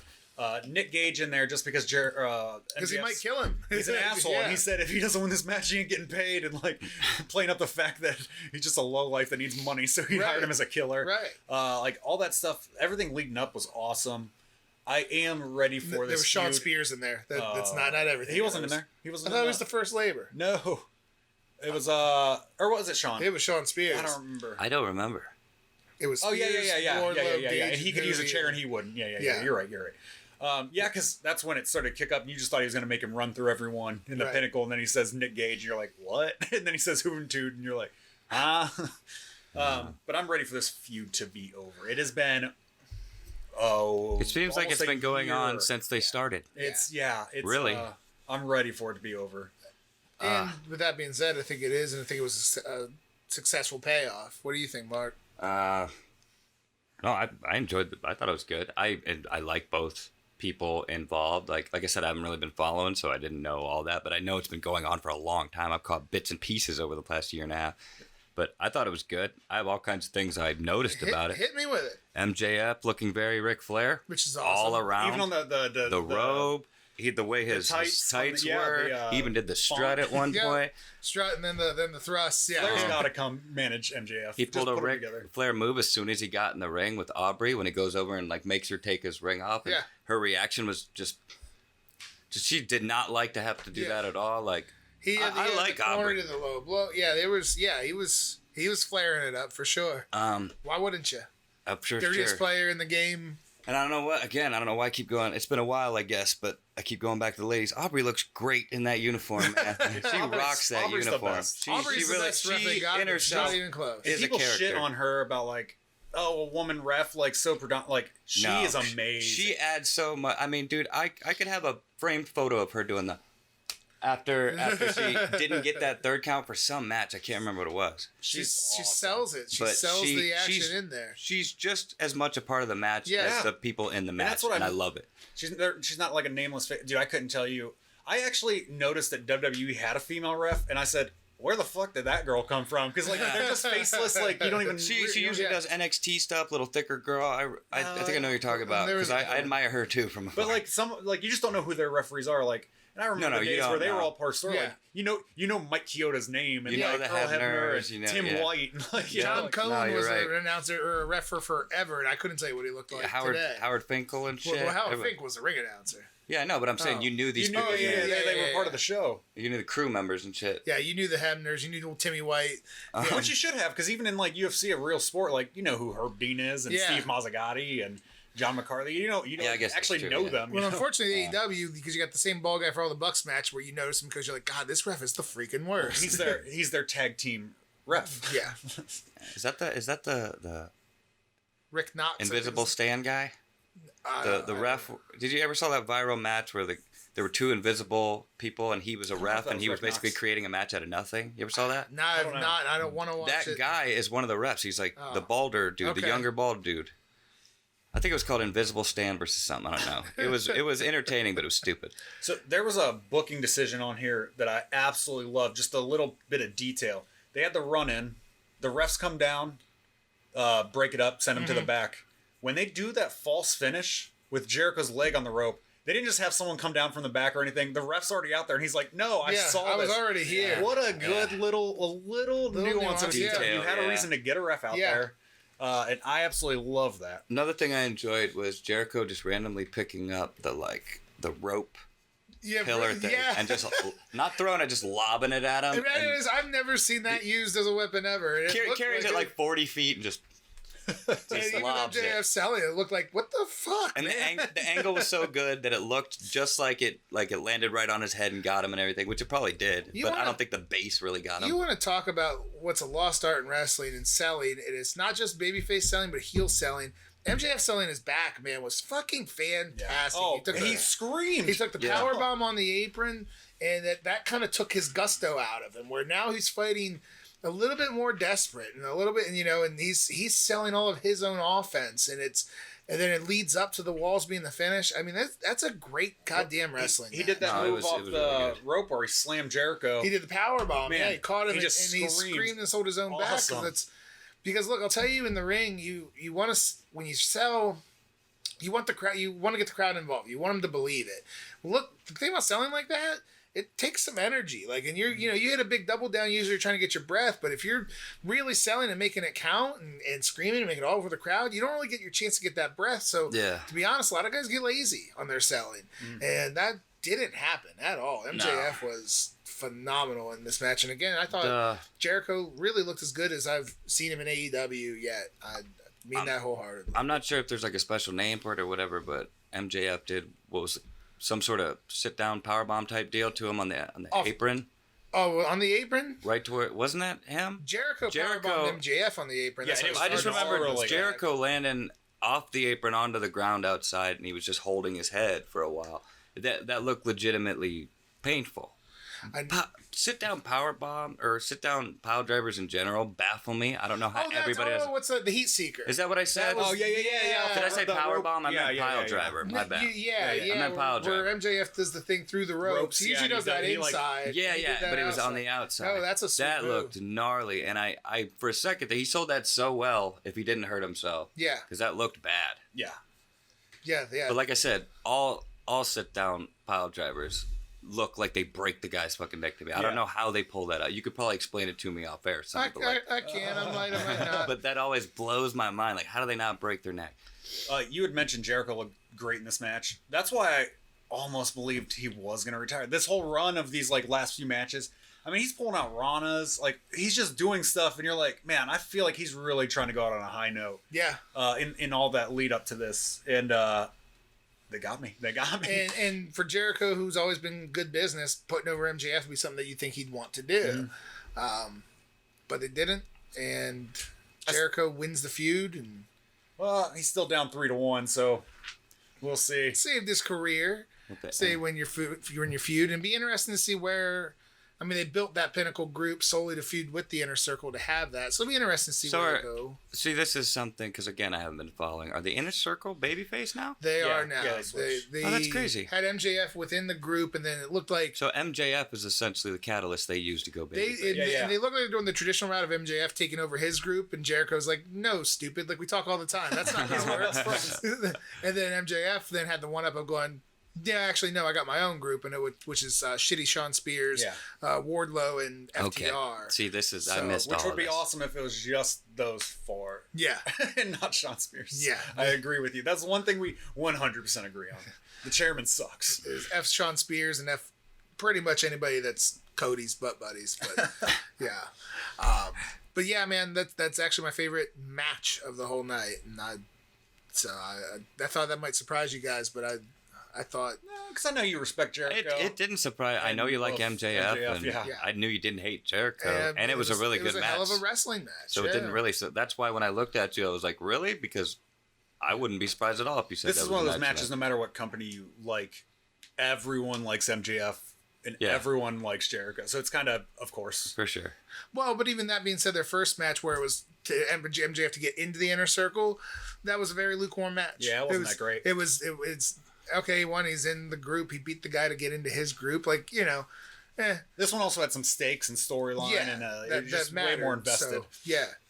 All right, you guys ready for the next one? This is a big one. This is what we've been waiting 7 years for. I mean, first and foremost, I was surprised this happened now.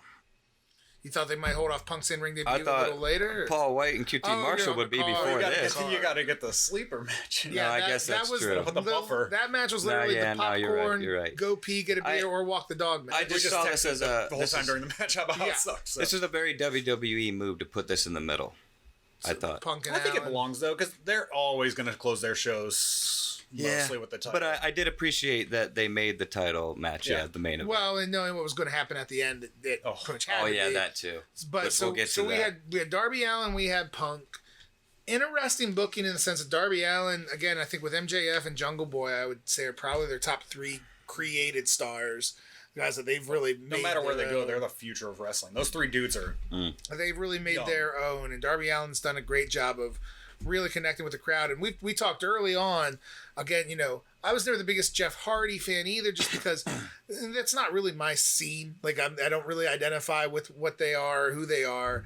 But Darby's character, even if you're not into him, what his character presents, he's presented so well as an eternal underdog. It's just scrapping and fighting, and you can't help but kind of get behind that. Yeah. And they've really done a good job as establishing that character for him.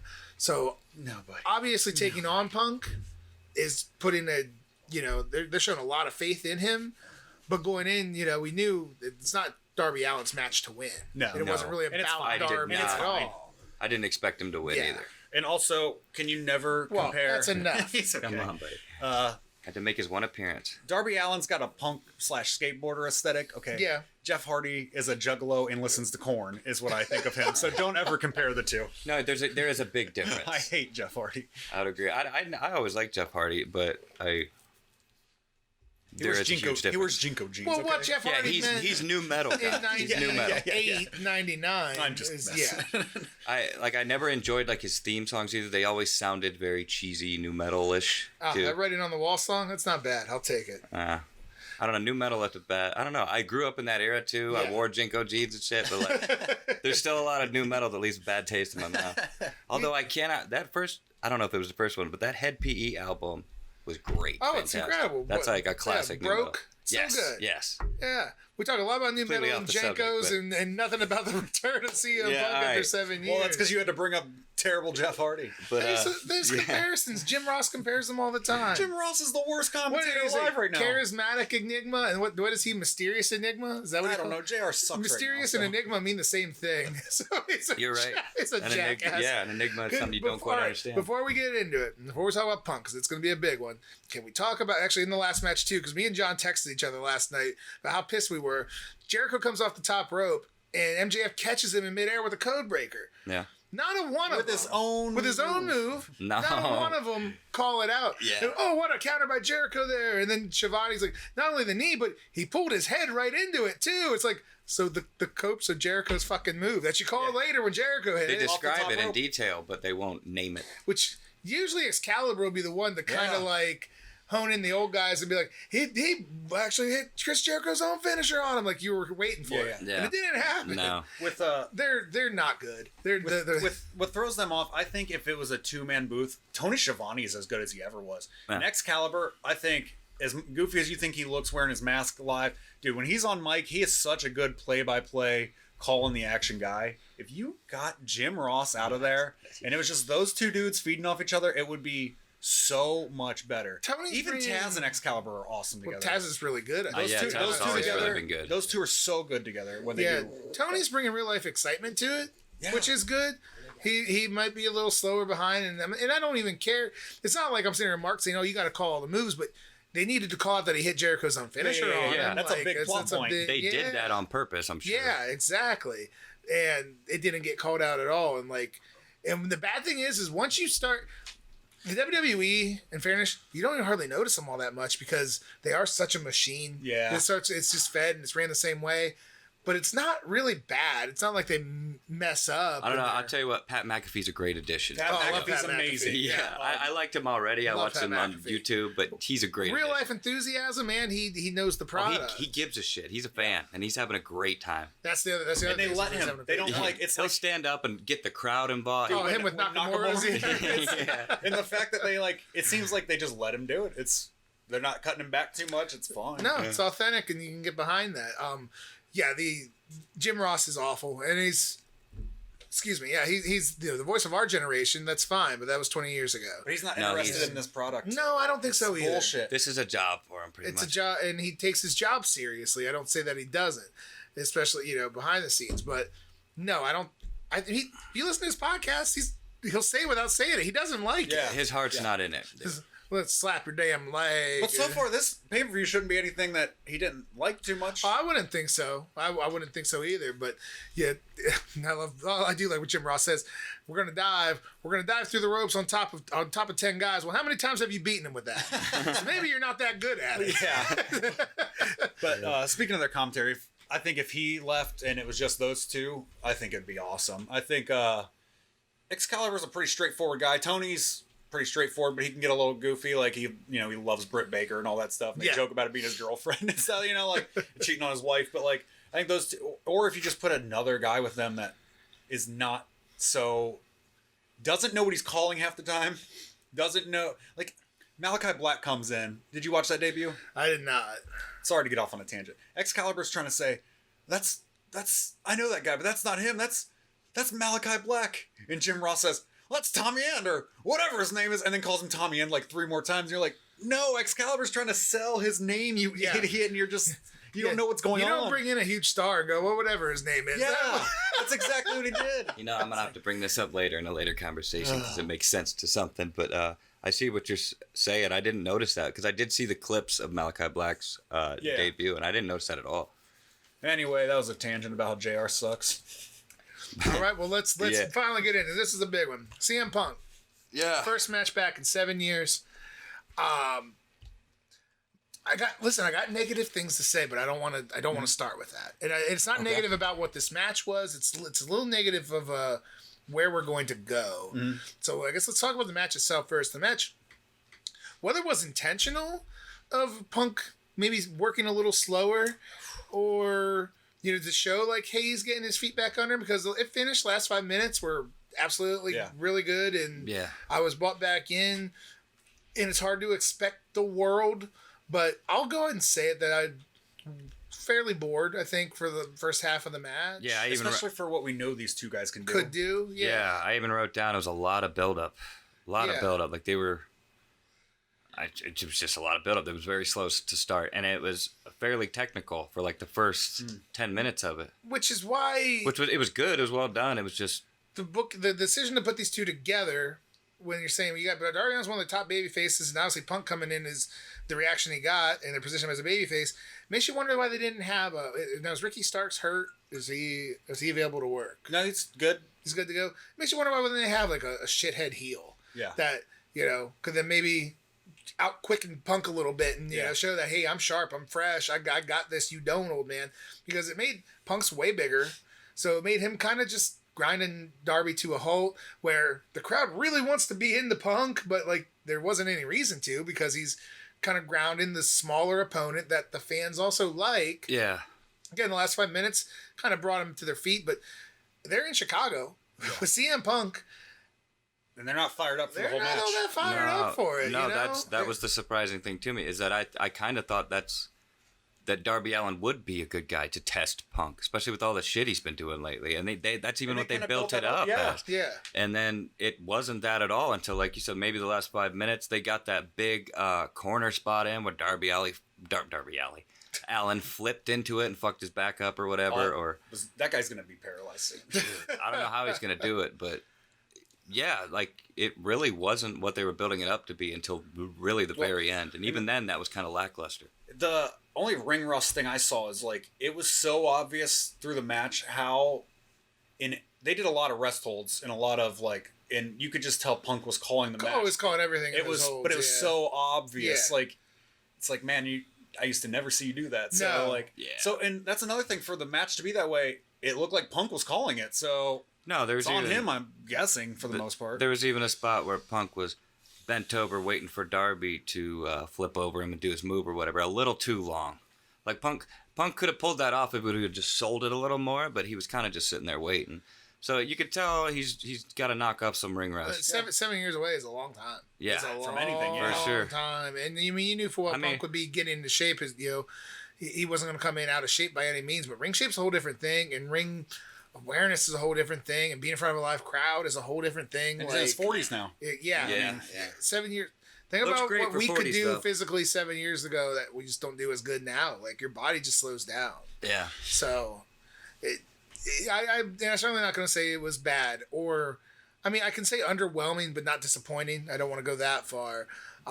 It's almost no matter what the expectation for Punk was, the excitement is just too high. And that is where my pessimism comes in. And I'm not going to come at this from a trolling perspective. I'm coming at this legitimately, where that was the name. That's bigger than Danielson, and it's bigger than Adam Cole, because those guys have been active. We've been seeing them do it. We haven't seen Punk do it forever. Yeah. Now, when we talk about the summer of Punk, where you say like, oh, we're going to bring it in again, we're going to start it again. I don't know. Because in 2011, when Punk wins the title from Cena, the Money in the Bank, that felt like, that's my guy. That's my guy who I've watched in Ring of Honor. That's my guy who has built it, and he's finally getting his just due, and he got it. And man, that moment, everybody remembers where you were for that Money in the Bank match in Chicago. Well, and at the time, he like changed the face of wrestling, because what some slump years there. Yeah, and he made everything fresh and exciting to watch. And then he had about 3 years of that. He got gassed out and was done. So now this CM Punk, it's not that same guy, because it's not the guy that we were just yearning for to get his moment. He got it, and he earned it, and he was fucking awesome. And so now we're all kind of happy for him, but that doesn't necessarily mean we're going to get great product with him and feel the same way, because, hey, we're happy he's back, we're happy he's happy, but that fight, it's gone. He won the fight. He got there. There's a thing that I thought about with him, and that I'm worried, is that he's a guy that almost has to be, he seems like, I don't know the guy, but he has to be motivated by a chip on his shoulder. And like, he's just not that, and he's not that guy. He doesn't have that fight. Like, and that's what I worry. But hey, maybe the passion comes back, and he's just, maybe that's enough. Or, I mean, maybe, you guys could be totally right, or maybe he's just, now he's got the freedom to do what he wants to do. Maybe he will be happy with it now, because they're going to let him do what he wants to do. I don't think he's done great work when he's happy. He does great work when he's pissed off, like John said. But I mean, look at, well, I guess this really isn't a great example, because we weren't exactly saying it in a positive light, but Jon Moxley's able to do he's just doing what he wants to right now, and it's good stuff, but we're not exactly invested in it. And that's the thing. I think we're on the same page, in the sense that, I mean, we're happy that he's happy. We're happy that he's able to come and make some money, and he's happy to be excited back in pro wrestling. Yeah. But him at his best was, fuck you, Triple H. Like, I'm going to prove it that I'm the man, that I can do this. I'm going to have the best match on the card. I'm going to get the best reactions. I'm going to do. He doesn't have anything to prove. He doesn't have anything to prove. Like, he knows that it's a fact. If he went out this year at the Royal Rumble, the crowd would have went insane. By coming back to AEW, the crowd went insane. Like, but he knew it was going to happen. He wasn't proving anything to anybody. It was kind of a gimme. Well, I mean, he does kind of have to prove that he still got it. I mean, maybe he motivates himself. I don't know. The match was a little underwhelming, but I'm definitely going to keep watching. Maybe if we talk enough shit and it gets around Fuck you, CM Punk, he'll start using us as motivation. Well, if he comes this way, he can call up our buddy Jeff Traxler, because he still owes him $50. There you go. Traxler owes CM Punk $50. All right, well, remind him of that. I remind Traxler all the time. What's there? You said Ricky Starks. Was there anyone else you wanted him to fight when he came in? Ricky Starks kind of rung the first bell. I don't think throwing him right into with the Elite would necessarily be the best plan. But maybe that, which I think is another thing we could talk about. I think they're lacking in that really good mid-card level right now. They got tons of guys that are no names and a ton at the top. And maybe that mid-level guy to kind of give the fuck you coming in. I've been working my ass off here for 2 years. You're not taking my spot. I was hoping this could go for him or Daniel Bryan. I said, man, too bad he was wrapped up with Jericho, but MJF already is an asshole to everyone. But if you look at who Punk is as a real person that we all know, and Daniel Bryan is a real person, on both ends of them, MJF is the complete opposite of them. Just an arrogant dickhead who cares about money. Doesn't care about, like, the planet like Daniel Bryan. He doesn't care about being a punk like Punk. So I thought that would be the best fit for either of those guys. You get him showcased. It showcases him. And maybe we'll go that way with, who knows where Punk goes now. Well, maybe this is just all a setup for a Punk, Sting, Allen alliance. And Everybody's in their 2.0 stables and everything. Daniel Punk's Garcia, gonna need some help. You know, but those guys aren't on that level yet. I mean, I don't think you waste Punk in a trios type thing. Well, I'm not saying that like they're a stable. I'm just saying that like he's got a couple people there that's got his back. Yeah. Well, that brings me to my last point. So Sting comes out to the ring. Now, look, I've never been a Sting fan. I'll be forward about that. But Sting is Sting. I like the gimmick. Didn't really like been the word. Awesome, so Sting comes out to the ring. There was no crowd reaction. It's fucking Sting. Sting came out. The crowd was still reacting to the match. To Punk's match. Yeah. Yep. Sting's been getting pretty good reactions. But this is what I'm saying. I think maybe it's a little bit of overkill, like where Tony Khan is just getting this brand new toy and this brand new toy and this brand new toy. Oh, there's no doubt there's overkill. Here's fucking There's no Sting to come down to shake CM Punk's hand. That should be a big deal. Yeah. And the crowd, because if I'm in there, I mean, I'm probably feeling the same way that we felt at home. All right, this is cool, but maybe Adam Cole shows up. Maybe Bryan Danielson shows up. We just want more instead of like, dude, Punk and fucking CM Punk and Sting are in the same ring together, and they might be doing something like that's pretty fucking big. It didn't feel big. It didn't feel big watching it. Yeah. I don't know. I guess it's all perspective, right? For some people, that might have felt pretty fucking big. For people there, that might have been pretty big. I think it's also just the crowd. Like, think about how on fire for CM Punk they are. I think they get the reaction win, and then it's like, well, then you do another thing. It's like, oh, well, we just blew our load like a minute ago. That's learning on the fly. I mean, it is, and because I think we're going to get to that when we talk later on the show. And that's also why I asked how, like, the first 4 matches, how was the crowd? Because even at this point, I mean, Punk got a huge reaction. Not what his first one was, but that's the first one. Yeah. But he still gets a really big reaction. The match, as we said, wasn't a banger. It wasn't bad, but it wasn't a banger. He gets the reaction for the win. But even then, I've kind of felt like, are they a little tired out? Or do we, are we all on the same page, us at home and the crowd, where we're going, maybe this isn't as good as we expected it to be? Like, it's something to be slightly concerned about. Or maybe it was, let's not fucking blow our wad on this, too.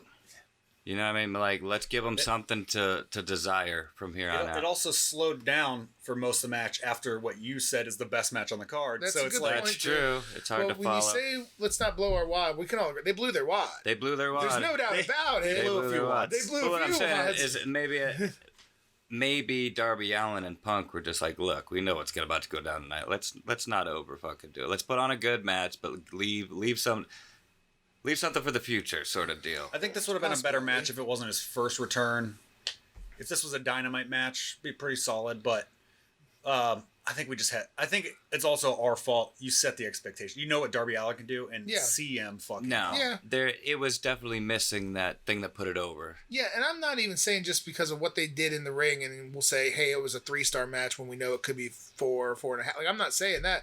I'm saying that what the crowd's reaction to it was kind of how we were feeling. We were like, I want to like this a little more than I do. Yeah. Like, I agree. Maybe just almost disappointed, maybe even in yourself, that you're like, I should be liking this more than what I'm liking it, but I'm not overly, thrilled. No, But CM Punk's back, so we Punk can only go up from here, I guess. Is back. Yeah, he's without a chip on his shoulder, so we're gonna see where he goes. He's established. Like I said, let's give him one. Hopefully he just said, I want to fight Darby Allin, and they said, okay, and then we get a real feud after this with him and somebody, so. Yeah, well, it looks like they're going to hit a pretty good reset on a lot of things, so it'll be interesting where they go forward.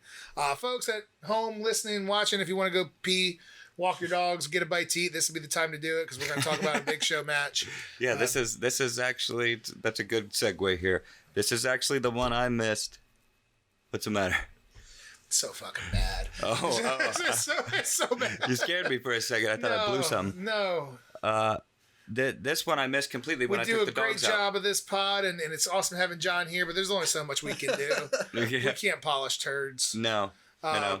I actually had to watch it again, though. I guess QT Marshall does a lot of, like, he's pretty much one of the bookers, like, for the show, like, if I'm not mistaken. Like, he does a lot of work. Booking. I know he's like talent development trainer. He's like a trainer. Which is good for him. I know he's a guy who I can't say any more nice things. Who gives a fuck? No, I get no shit. I think he would be better. He's not getting it. He was Cody's bitch. He was Dustin's bitch. Now he's Big Show's bitch who isn't even a wrestler. It's just you're not presenting him to be a bad guy. He's just getting the shit kicked out of him. Even where he came from, he was bottom of the card in Ring of Honor 10 years ago. Yeah. Was he? Yeah. I don't know shit about him. There's nothing to know about him. And there's nothing descriptive about him looking. There's nothing descriptive about his promos. He's got a stable full of people that nobody knows. With Billy Gunn. Like, I mean, you're trying to build this heat to the match by Billy Gunn turning on for no reason, and then you don't explain it. On the big, like... And he turned to help QT, who the Gun Club had just fought, like, multiple times. I wouldn't care if Billy Gunn turned on the Big Show in 2000, nevertheless in 2021, man. Like, yeah. I don't understand. I don't know who they're trying to attract. If you're wanting WWE fans to come over and watch it, buddy, we didn't care about the Big Show the last 10 years either. No. Yeah, we're not coming over to watch this now. You're sure as shit not establishing a new heel because, you squashed him, which is fine. Nobody cares. But I still think that's the wrong booking decision, too. I think I texted you. This match had 0 stakes. It didn't matter who won or lost. Nothing in the match mattered. The only thing that could have come out of it is QT wins, and then he's an asshole about it. Like, that's the only way you could have went. And then I think I even told you that, and I said, but that still wouldn't matter, because what's it going to lead to for QT Marshall? It still wouldn't matter, and yeah, if QT Marshall comes on Wednesday nights, I'm going to turn the channel anyway, because to talk to whether complain about it or to brag about it. He's just not a character that's over in the least bit, so... Well, he's got this stable of young guys. Why is he not just managing them and getting these guys over? Like, yeah, because I'd rather see what they do in the ring. They're just being like, him. Putties for him, getting their ass kicked. That Nick Camarado, the big caveman looking guy, I'm like, I don't know if this guy's good or not, but he has a look. Mm-hmm. I'd like to at least kind of see what he does. Yeah. Just nothing. There's nothing there. And I mean, any show you kind of want to let me up match, I get that, but you should at least establish a new guy or make it entertaining. It wasn't either. No, and it's Paul White. I mean, see, I didn't know any of the backstory. Like I said, I just started watching really a little bit when CM Punk started coming back around because I knew, I got to start watching for this shit. But watching it, not knowing anything about it, the way I saw it, not knowing any of the storyline behind it, I was like, oh, so are they using him as like they're Andre? And they're just going to use him as the big guy to smash people as a spectacle. He defended the honor of Tony Schiavone to get here. That's what happened. Can we talk about how when he defended the honor? Did you watch that? You watched that episode, didn't you? I did not. No, I turned it off when the Big Show with QT Marshall was on. One of the goofiest things I've ever seen is they threatened to beat up Tony Schiavone's son in the crowd, and you're like, oh man, they're going to beat this kid up. They pull this dude out of the crowd. It's some 40-year-old dude. Yeah. Bro, just stand up for yourself. I think I saw some about this. Yeah, it's like the Goldberg thing with Bobby Lashley to an extreme. But it's like, you feel you can almost get the sympathy. They're gonna beat up a kid, but then it's just some 40-year-old dude. And you're like, Bobby Lashley beat up an actual kid. It was awesome. Yeah. It was awesome. It was almost like it was parody of that. Is what I mean though. Like, I didn't see it, but that's what it sounds like. It's just goofy. Yeah. You can't. Well, I mean, was he like an overweight, like he was just not a dude, athletic dude? So I mean, okay, I feel for him then, I guess. Yes. But it's like my dad getting beat up. But you're selling it like, when you hear they're going to beat his kid up, and you're like, oh, damn. And you're not getting picked on by this jacked up comic book villain, Bobby Lashley. You're getting beat up by this jabroni QT Marshall. Like, no, you're right. So that was the whole build-up. Big Show to defend that. Yeah, that's okay. dumb. So I apologize that you went back and watched that, Mark. I didn't even know what I meant. I had no idea. I mean, I knew Paul White was going to be there. The only reason I knew that it had happened is because Christian Cage was coming out, Well, when they signed him, and I remember seeing it, like, maybe on Facebook even, like, Paul White is all elite. And the first reaction is like, oh, wow, they got the Big Show. And then the very next one is like, I don't fucking care. Yeah. Like, there's nothing here that I want to see. To have him and Mark Henry there to do, like, be there for backstage guys and, like, maybe teach some big men some stuff. Like, sure. That's one thing. Sure. Do the announcing. That's cool. I think Mark Henry's been great on Rampage. He does that. One of my favorite things they do is every main event they do on Rampage, they do Mark Henry in the middle on a screen, and then each opponent on screen, they do a quick interview, and then they head out to the match. And, like, that's awesome. I think Mark Henry's doing just fine in his role, but why are you presenting Big Show like this? Why are you presenting Big Show? Maybe it was a Herb Abrams move. They You just couldn't wanted have to pick him up You can have like to have him. You can have a big guy that you want to build up come out and be the savior and beat up QT Marshall. That would get somewhere. Have a squash match QT's bullied solidly because it's Big Show. It's I guess a Luchasaurus type would be the only guy I could think of that's in the babyface role. I guess maybe even Archer, but otherwise, yeah. It's not helping anybody. It's a complete waste of time. We're wasting our time talking about it. Okay. you're probably right. You ready for the main event? Let's do it. Let's tackle this bad boy. Do you like a hot pocket that you cook in the microwave and then you let it cool down, but you let it cool down just a little too much and it's just as lukewarm as fuck? Because that was this main event. Well, I mean, I like that better than pepperoni heating it up and too cheese. quick and it's still being fucking frozen on the inside. Yeah. That was this main event for me. This one had its moments. All of it though seemed botched and confusing to me. Like not really the spots or anything, just the purpose. I like that. One thing I noticed right off the bat, Kenny Omega got back to straight up New Japan Kenny Omega, where we're gonna start this shit on the outside and we're gonna do some fun shit. Because any of Kenny's top matches have some pretty cool stuff on the outside. Kenny has some wildness going on, some wildness factors. I mean, he botched his moonsault and then but then like did a great job of covering it back up. Of like, I don't fuck up. Watch, I'll even do it better. Like Omega's. I do my Jim Cornette spiels on stuff like that. I don't have a bad thing to say about Omega. I think I told you last night too. He's definitely the last few weeks. He's hit his stride as a heel again. He's found his voice on the mic. He's become a cocky asshole. He's definitely looks more comfortable. He's a better heel than face for sure. Oh yeah, I mean he always has been, but he's definitely finding his stride again. So Kenny's been awesome. Go ahead. I was just gonna say, what do you guys think of that? Really, I thought it was an odd table spot. Well, that's where John was stabbed. Christian? Did it stab him? The table? The table stomp, I thought was sweet. That's what John was saying. I thought it was like, it kind of exposed how shitty how broken and easy the tables are. Yeah, but tables always break easy, I feel like. Yeah, I know. I mean, we all know that, but I'm just saying that, like... I thought that spot was sweet. I kind of like it because it's it probably hurts, but, like, I thought it made the table look brittle. If you watched Omega and even Jericho in their first one in New Japan, like, there's... Omega doesn't. A lot of guys on the floor, which what you normally should do is you kind of slow it down, build it up, because either you're going to land on something hard or you're going to get thrown into something hard. Or like something big is going to happen if you're out on the floor. Yeah. Omega's just straight fire and chaos out there, which is a different presentation for it. I like the way he pulled it off and everything. I just thought eventually the table did get set up, but usually like, we're pulling up the table. No, he just pulled it right on top of him and smashed him. Yeah. Like, which you don't see. Yeah. It's just that, I was okay with that. No, I thought it was cool. I don't know. That was a thought I had about the table. When I mentioned my it stabbed him. You said? Oh, that was the other table spot. I thought you were talking about the one where he throws Kenny through the table. Okay, no. When I mentioned my new toys, boy, does not feel like Christian Cage is Woody to all these Buzz Lightyears right now. Yeah. I mean, he had the hot appearance at the Royal Rumble. It was pretty exciting. They bring him in pretty much right on the heels of that. Like, Christian's back and we got him now. And then he's not been bad. It's just I don't like Christian. I was just about to say, haven't you hated Christian forever? But it's not that again. I can't remember a bad match he's ever had, but I also can't remember a great match outside of TLC's. He was never like main event guy. He could cut a fine promo. I don't remember him having a promo that like. And he's a guy that you should be building up that mid card with. Exactly. He can beat guys and still put them over. He can lose to guys. He's still over enough. Like it's.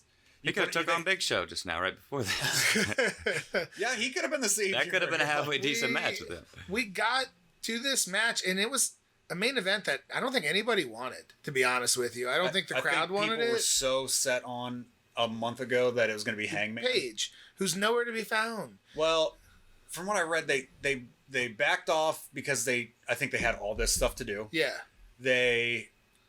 I think he took time off because he had a kid. Yes, that's true too. They didn't want him to. Again, this is speculation. They decided Kenny shouldn't lose yet, which good on them for not making Page lose again. That's a smart booking decision. So, and then we do get the return pop for him, and like he'll be the hero again. People are still going to be all over him. All of that is good Christian, things, but it also Christian pin your champion. So this kind of was telegraphed. He wasn't winning. Everything you said led to a main event on a pay-per-view that I don't think anybody really cared about because. Again, when I mentioned earlier how much I love Jericho and MJF, it's because I really cared who won or lost. So you talked about earlier, we were like, oh, but when's Adam Cole coming? When's Daniel Bryan? Yeah. This was a match for, okay, Christian's going to lose, and how the fuck is Daniel Bryan coming out? And that was all I was thinking. But the match was solid. No, it wasn't a bad match. It's just, what was I think it was a good main event even. I just don't think going into it anyone's invested. I think there you go. I think that was it. The crowd was trying to get through it. We were trying to get through it. We were trying to see what was going to happen at the end. And I can't ever say that's a good thing for your main event on your pay-per-view. No. I can't. Yeah. But it was super solid. I mean, as it should be. Those guys aren't bad workers. It's more, and it's an interesting thing because I can't sit here and tell you if it's the right way or the wrong way to do it because we won't know probably until it plays out. We did have a main event of a pay-per-view that nobody was really that invested in. Not us at home. We weren't I don't think any one of us or anybody in that crowd was like really, really disappointed that Christian didn't beat him. No. Because Kenny won, and we know we got more. I still know you got more. Christian got that good pop when he won the TNA the Impact title. I don't know why we just didn't go from there. Christian go do a fun run in TNA, help build up young talent there too. Yeah, come back. Yeah, that's... I just don't know why this match had to happen. Because twice. then that match could mean something down the line. If you want to come back 6 months later, where you go, hey, nobody's still beating Kenny, but Christian did. It was for the Impact title, but you can always kind of hold that. Yeah. I got one on you, pal, and Not I can do it again. Well, they did that for 2 weeks. I got one on you, pal, and I can do it again. It's like we know we all know you're not going to because we know we got more guys coming in. Yeah. So it's an interesting time, and it's a good problem for them to have. It really is. We're getting all this talent that the people really want to see. How are we going to integrate them in? As far as a match, it felt like we just got to get through this, and then we'll get there. I agree. I think they just did Plan B, Plan C so much that by time with Hangman out and all this stuff, I just don't think Plan C and D. It's not as good. Not great. Yeah. This was kind of the Becky Lynch return moment of All Out, I would think. Whoa, you thought these returns were not good? No, I'm just saying that. I'm just saying the fake out. Oh, man. So do you guys watch Being the Elite at all? Do not. You don't? Okay, so years ago when Adam Cole got signed to NXT, Marty Scurll kicked him out of the Bullet Club with the Young Bucks. They sold it on BTE as they killed him. Adam Cole was dead to them. If Adam Cole would ever be on anything, I think they real life laid him out in New Japan, didn't they? It was at Ring of Honor. Oh, Ring of Honor. It was when Marty's debut into the Bullet Club. But when he showed up in NXT, they saw it on TV and they're like, "You look like you saw a ghost." Adam Cole was dead to them. So knowing that and that smart mark crowd that loves Being the Elite, so we all just thought it was Daniel Bryan coming out, right? Yeah, that's who I expected to come out. He said, they're either not here, they're all retired, or they're all dead. As soon as the word "dead" left his mouth, I said, "Oh, fuck yeah, it's Adam Cole." So that was the key. Okay, you got that, and I don't think we did because we're not Being the Elite fans. Oh yeah. I mean, this was 2016, 17. They did that, so. So, let's go ahead and talk about Adam Cole. It's a pretty big get in the sense that Adam Cole's awesome. We know he's awesome. You're never gonna have a bad match with him. No, you're not gonna get bad promos. Probably not gonna get a program with him. Before we get into what we think we're gonna do with him, I will again be the constructive pessimist and say WWE didn't really try to keep him either. And I don't think what I heard. I don't think Vince had any plans of him ever being featured on Raw or SmackDown, which is where they make their money. I thought they were trying to pull him pretty hard for Raw, is what I heard. They were offering him real good stuff. They wouldn't just let his contract expire if they planned to really put a push on it. That doesn't happen. If he decided, what are you going to do? If he decided, these are his best friends in real life, but they're also saying it was an oversight. He's actually worked without a contract for a little while. That's the thing. He signed him to an extension. Very small, just wrap his stuff up, which he would do for Kyle, I'm sure, more than anything. I guess we don't know, and we don't know how much any of these guys are getting paid, and that's something else I want to talk about at some point too. So we don't know how much they offered, if it was less than or what was. I'm sure they didn't want him to go, but I kind of imagine Well, he's a Trips guy, and that doesn't matter anymore. So That's a very good point. The direction of things are going over there. This was great timing for him to make. I mean, incredible timing to be honest. The way that the direction's looking of NXT and what AEW has going on now couldn't be better timing for him. It'd be interesting to see. I don't think Vince ever. And to be fair, no, this just is what it is. Adam Cole makes his big debut on Monday Night Raw, and the crowd's going crazy for him, and he's facing the answer against Bobby Lashley. Yeah. Buddy, the crowd's not going to buy it. No. Like, they're just not. That's what they've built. So, not a knock on Adam Cole, but that's just what they've built. He'll thrive in NXT or in here the way he did in NXT. I think so. Yeah, I think so. The landscape for him, just like he did in Ring of Honor, it's the same kind of thing. My first thought is him in there with Omega and the Bucks, and and the Good Brothers just kind of take up space for me. I've never really been my thing. They're much more entertaining in real life than they are on TV. Amazing, yeah. So him, but being in the middle of this group kind of feels like he's just kind of one of a bunch of guys now. But we got. I mean, there's time. We'll see where they go. Look at like a New Japan, like literally almost everyone on that roster is in a stable, and like you still make people mean something, and like all these guys meant something when they were in the Bullet Club doing things not always together, but they had each other's backs. They were all chasing different titles, so it could work, in that sense. Could. Seems like very top heavy for heels. I was talking to my buddy last night, and I almost hope, especially with this New Japan thing really happening, you almost finally got to do the Elite versus Bullet Club now. I mean, you got a bunch of Bullet Club guys now, the OG guys. You got an Adam Cole in there. You have Tama Tonga come out and just start beating the shit out of people. First of all, I love Tama Tonga, but second of all, Jay White's on my TV. I'm turning it off. How do you not like Jay White? This is an AEW discussion, but whatever. But no, I think that's, you wanted to get into. We'll talk about the debuts first. Actually, I just saw this and I forgot to bring it up and we already went past it. Omega quotes Steve Urkel. Oh, he did it that twice. was awesome. He did it in the first ring. time he did it on the outside. Had he done it before? Awesome. Yeah. Okay. He did it on the outside. I think trying very hard to get it over. I think it was after the table. Yeah, the table jump. Yeah, he did the. That was awesome. Well, he did it. He did it in the promo after that Yes, too. he did. That's the one I didn't notice. The table spot one. Did you guys think they almost swerved me many times because Adam Cole's come to the ring, and I said, Young Bucks just lost their title. They turn on Omega here with Adam Cole. Maybe I didn't know what was going to happen, but I knew Adam Cole was going to be an asshole because it's Adam Cole. He's the slimiest guy in wrestling. Did you like his turn? I mean, it's hard to even say it's a turn because he wasn't even established. And Super Kicking Jungle Boy, who's likable, but he's not a top star. And honestly, neither is Christian at the time. I think that's our thing. Jungle Boy's super over though. He's super over. Super. But as I mentioned, they're just so top heavy on heels right now. You put him in a feud with Adam Cole, I'm there for it. Oh, I'd definitely be interested in that. Well, but did you expect it then? Maybe. I didn't know what to expect. Again, it felt like because even then seeing him, I'm like, well, Danielson's still going to come out. I knew he was still. It felt like. See, I didn't. I thought okay, for sure. We're not going to see him till tomorrow night or Wednesday night or something. And this is they blew their wad, and I'm going to say that I'm going to land on a little lukewarm on it because main event didn't really care about. Adam Cole comes out. It should be huge. But we still know there's more. Yeah, that pop was gigantic. Yeah. I think they would have had him more if he straight up started fighting with them.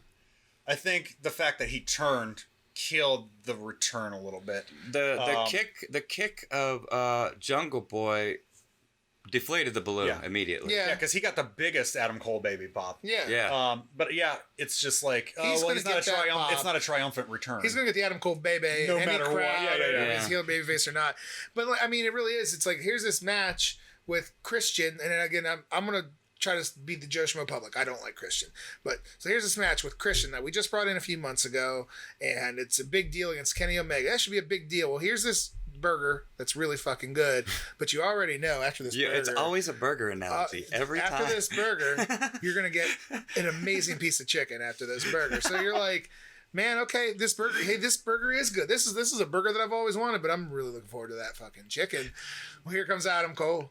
And it's like, now listen, before you take a bite of this chicken, and I'm going to tell you this chicken that you've wanted to eat for a long, long time, there's a steak that's going to blow your fucking mind coming right behind it.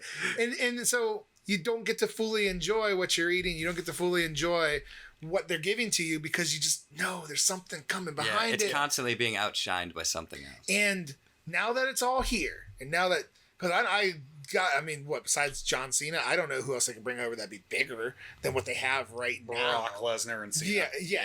Maybe like Braun. They probably would have blew up for that. Yeah, Braun would be what's worse than a burger? What's like the worst kind of? No, that wouldn't be great. But I'm saying people wouldn't expect that. Here's your chicken. Here's your steak, and now here's some Dutch loaf Braun Strowman. Yeah, here's some meatloaf. Out of here. You know what? You want to know a fun fact on a 90-day clause being up? And it's the perfect person for it. Bray Wyatt's is up on the Friday, which is a Rampage, of Halloween weekend. So that could be pretty sweet. Okay. Yeah. They'll blow that, though. Turn the channel No. off. That guy's. You don't. Are you going to talk shit right now? No, I'm just saying that, like, every opportunity in the world. I'm turning the TV off. It's not his opportunities that he's blowing. It's them blowing his opportunities. No, I'm not saying he's going to blow it. I'm saying they are going to blow it. They cannot treat him worse than WWE treated him. That guy, that was all booking. You can't blame him for any of that. That guy did as much as he could. That's what I'm saying. I didn't blame it. Amazing. Or blame Absolutely him. Amazing. No, I've always liked Bray Wyatt. Even the old days when he was doing the Swamp Man Bray Wyatt was that was best. cool. Yeah, the Fiend with that stuff was awesome, and they almost immediately just ruined it. It's their fault they booked him up so quick that they had to kill him off almost immediately. Nowhere else to go but down. Yeah, but they fucked that. So no, he's awesome, and you're not gonna get me on that. Okay, well, you are dumb. No. All right, so we said Adam Cole's cut here. We got the turn. Then Danielson's out. Yeah, as soon as they grabbed the microphone, you knew the show was not. It's not over. Danielson's out. Looked awesome. Looked fired up. And first part of me was like a little pessimistic of like, but he's out there with Jungle Boy and Luchasaurus. All right, and then it's like, well, you know what? How else are you going to elevate him like this? If Bryan Danielson will recognize them to be this is what's next. These guys have it, and I'll fight alongside of them. Fuck you. Okay, like Bryan Danielson's voice is as strong as anybody's in that company, so that'll carry a lot of weight. I agree with that. Promo he cut after the show too. Okay, about like I didn't see that. Hey, the reason I'm here is these guys that were here from day one. Jungle Boy, stuff like that. So essentially a CM Punk thing. Almost, yeah. Except we'll get into his return.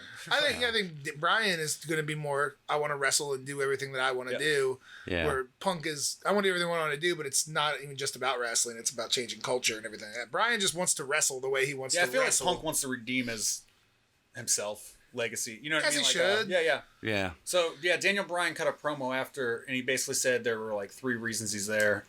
All the guys that were there from day one, and he said that's the reason, like, him and Ruby came there and CM Punk. And he really put over like he put all the guys like Moxley. He said Moxley, Jericho, the guys that believed in AEW and helped to get where it is, and then all the young guys. So he really put over like AEW from the beginning.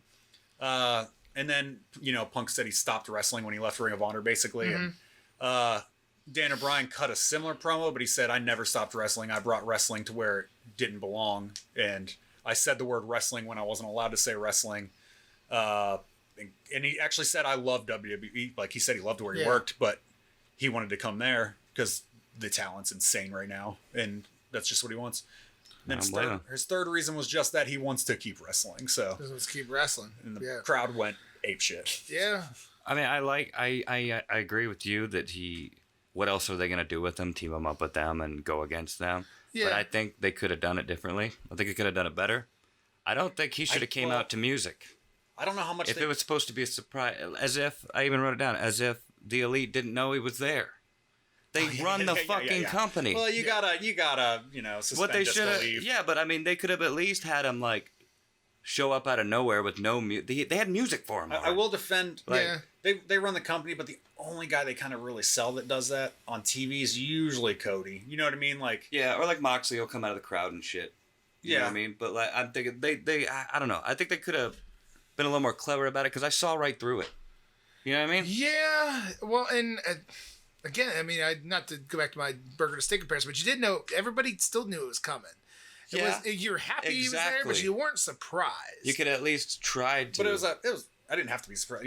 I just. Yeah. It's like you know what you asked for Christmas, and you know what you're going to open, but you're still fucking excited to open it. Yeah. I don't know. You guys had a very different childhood. I didn't get everything I had over Christmas. I was lucky if I got like the third top thing. So you got Sean Spears while we got CM Punk and Daniel Pretty Bryan. much. That's what you're saying? Yeah. Well, I guess I'll get a Sean Spears. Yeah. I got the Revengers instead of the Avengers. Well, so now the question is going forward. Again, there's no question. Did or they didn't? They blow their wad. Yeah, Minoru Suzuki, Ruby Soho. That's the first thing I Punk's texted you. debut match. Cole and Cole and Bryan, all on the same show. So there's the wad. Yeah. It's blown. It is exciting. I'm gonna watch Wednesday. This is one of those things too. Is I wonder if they had all this plan. And I also did hear that they're still rumoring stuff might get shut down, so they wanted to get this stuff in front of crowds, which I get that reason. And I wonder how much also, since WWE said, well, fuck you with SummerSlam, and they just said one after another after another. Yeah. How much they were like, well, fuck you. Like, we'll cause a buzz again, too. So what you're saying is they went all in. yeah, they went all out. But now here's the other question. Oh, yeah, we're all in. And WWE contracts are not usually brought to the forefront, but you usually can kind of find out about what guys are making. They're bringing these guys in. Full well they're all getting paid well. And now you could say it's a billionaire's money tossing or billionaire's kid. Fuck Tony Khan. He's honest to God, what a snarly little shit.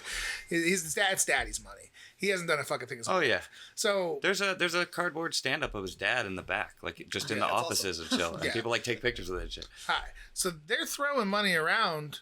And they're bringing in talent, and they're drawing interest, and they got momentum on their side. There's no doubt about it. But it's not like Vince doesn't have money. He could have spent the money on all these guys. Oh, he just got $1 billion from Fox. Yeah, he could easily spend it just as much, just as well. And they're cutting costs. Now, say what you will, but they're the ones that survived all of it. Territories, Turner, everything. They survived on the other side and became $1 billion publicly traded company that just got $1 billion contract from a major. Well, and they got the Peacock contract. And the Peacock and they got contract. the Saudi contract. Yeah. Oh no! Peacock offered him like $1 million or $1 billion for 5 years of rental of their product, not even owning any. So they're in bed with NBC, with Fox. I mean, it's real life shit. To say that they're not even close, but they do have really good talent. They have a lot of momentum. How's it going to pay off? Well, now for the boys, it's awesome because they don't run house shows. And I'm sure they get some money for the TV contracts. I mean, Turner just gave them another hour because they like it. So that's good things. Yeah. Pay-per-view rates are going to bring in some money. The crowd for your TV shows is going to bring money. I just have to imagine they're currently spending way more than they're bringing in just on the talent alone. I got to imagine. And then now with great talent, you're going to draw your interest. You're going to get more people watching, more sponsors. Yeah, so you're paying off for the long run. You're paying off for the long run. Hopefully, because we still have to see how it plays out. You look at the talent roster of WCW in 1996. You said compared to WWF's, and you go, "There's no way they're losing." Yeah, and they did. And so learn from mistakes of the past and all that. And there's tons of reasons to be excited. I'm going to watch on Wednesday, and I very rarely ever watch. So I'm excited. I want to see what's next. Yeah, you got me, but you could also lose me, and in doing so, not just me, but losing the crowd because if they blow it or not even blow it, but maybe they don't hit a home run, some of the people that are tuning in because they know these guys are here, well, if they have another one of those deathmatch fiascos, that's not good. You know what I mean? Yeah. And you're still a young company. They're going to miss. WWE's missed a ton of times. They've just hit more and the hits have counted more. But again, I think with all these guys coming in, I mean, even God, what are they paying the Big Show? And how much money is he going to bring in return for them right now? So I thought about their money, and I wonder. You look at I wonder if they get cut corners a little because you look at a guy like CM Punk. You're like, no matter what, this dude's going to sell merch. We already know this. Mm-hmm. I mean, dude, he had the top selling shirt. He sold more shirts in one day he broke than anyone the did in 24 hours. Shirt, you Then look at the after crowd. 3 days, half of them are wearing CM Punk shirts. Yeah. In 3 days, he had sold more shirts than anyone had ever sold on Pro Wrestling Tees. And I was talking to somebody, and I'm like, that might not sound like a big deal, but you think about how long they've been selling Bullet Club shirts, and you see those everywhere. Like, that's a lot of shirts to sell in 3 days. That was, but that was going to happen. But for CM Punk. But you look at a guy like that, and you're like, you're going to make money here. Yeah. Because I heard PWT they actually pay pretty well from what I've heard. So you wonder if you can cut a little corners and like, hey man, you're gonna make money here, you're gonna make money here. So maybe they're saving a little bit. I don't know. Hard to say. Without house shows, without the insane contracts that WWE got for Peacock and Fox, like they're fine. They got now.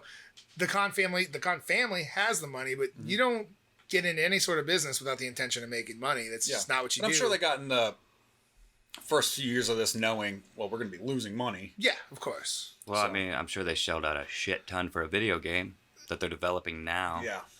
And you're right. Which is a huge risk. It's a very big risk, and you're right. Where they probably went into it saying you probably have a 5-year plan or what have you, and that plan is going to include losing money. I very strongly doubt they thought 2 years ago that this talent influx, the way it is right now, was going to be there available. And that now that it was. How much did it alter that 5-year plan? I also think they're probably beating some of the expectations they would have had to, at this point. Or even like 6 months, whatever point. They're probably higher on expectations than they thought they would be. I would imagine so. But you look at a company like, you hear like Ring of Honor paid a guy like Marty Scurll, like main roster WWE money. That's not even a company that has, they've got $1 million owners, but they don't have TV contracts. So I'm sure AEW's doing okay. Yeah, I watched their pay-per-view and there's probably 300 people in the seats for a pay-per-view. It's I don't know where so they're folding. I don't know. So I'm sure Herb Abrams AEW's numbers. probably doing all right. You like that Herb Abrams episode? I watched it again recently. Yeah, so it's all that was fresh a in my good memory. one. So what do you think on the future here, Mark? So you got TV exposure. That's good. You got a loaded talent roster. I mean, I will say a bloated talent roster, to be honest with you. There's far too many guys under contract for the amount of their roster's hella better than it was when they started. TV available. I mean, I got nothing but high hopes for the future now. They got a lot going for them right now. I don't see... I mean, they could totally blow it, but I think it's just like before. They have even more potential now than they did then. So, and they've gone on, 2 years now, you said? Mm-hmm. That place was packed. It was also Chicago when a CM Punk return. But, I mean, you don't see them blacking out seats up top, They sold out that New York arena that's like 16, 17,000 people? Mm-hmm. They got that coming up in like 2 or 3 weeks, so... So, I mean, they can't... I mean, you might disagree, but I mean... They can't do any worse than they already have, and they can't do any worse than the worst WWE's been doing lately, I would think. The thing is, too, and they sold out that arena very quickly, but I think in a big market, with the talent and the names that they got, and the excitement that they got, and the genuine interest of fans wanting to be a part of it, wanting to be a part of the rise. It's awesome. Because you didn't get to do that with WWE. You grew up, you started watching wrestling, Hulk Hogan's on TV. It already was what it was. And it rode waves, but like it was already there. Yeah. So I think fans have the genuine interest in, hey, we can't half-ass it. Like, if we want this to build, we got to go to the shows when they come to our town. Like, we're going to do that. We will, and that's a really, really good thing. Yeah. But we also, it's been 2 years. It's not a long time. How long is that going to sustain?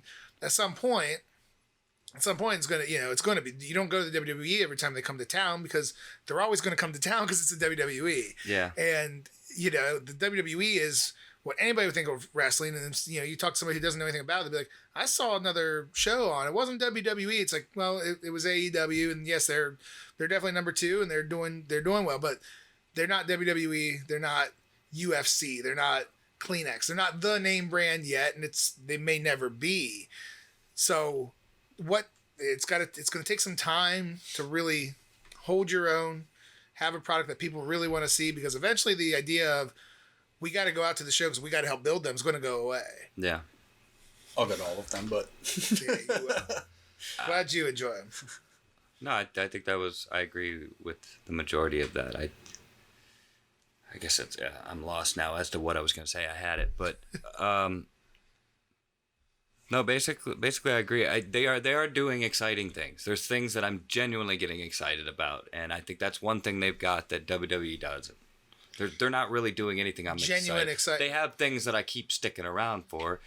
Just, Yeah, because even after all the debuts, say they don't do debuts for a while, I'm still excited to see what these matchups are going to be. Sure, you're still going to get to stick around. Sure. How they're going to work. Because, I mean, you got to admit, they're giving you something different. Yep. I mean, there's a clear difference between WWE and AEW, and I appreciate that. Yeah. You're softening up on it a little, aren't you? I give credit where it's He due. won't admit to that. I give credit where it's due. They're pulling. I mean, they're pulling a lot of strings and making a lot of big splashes, and you can't deny that.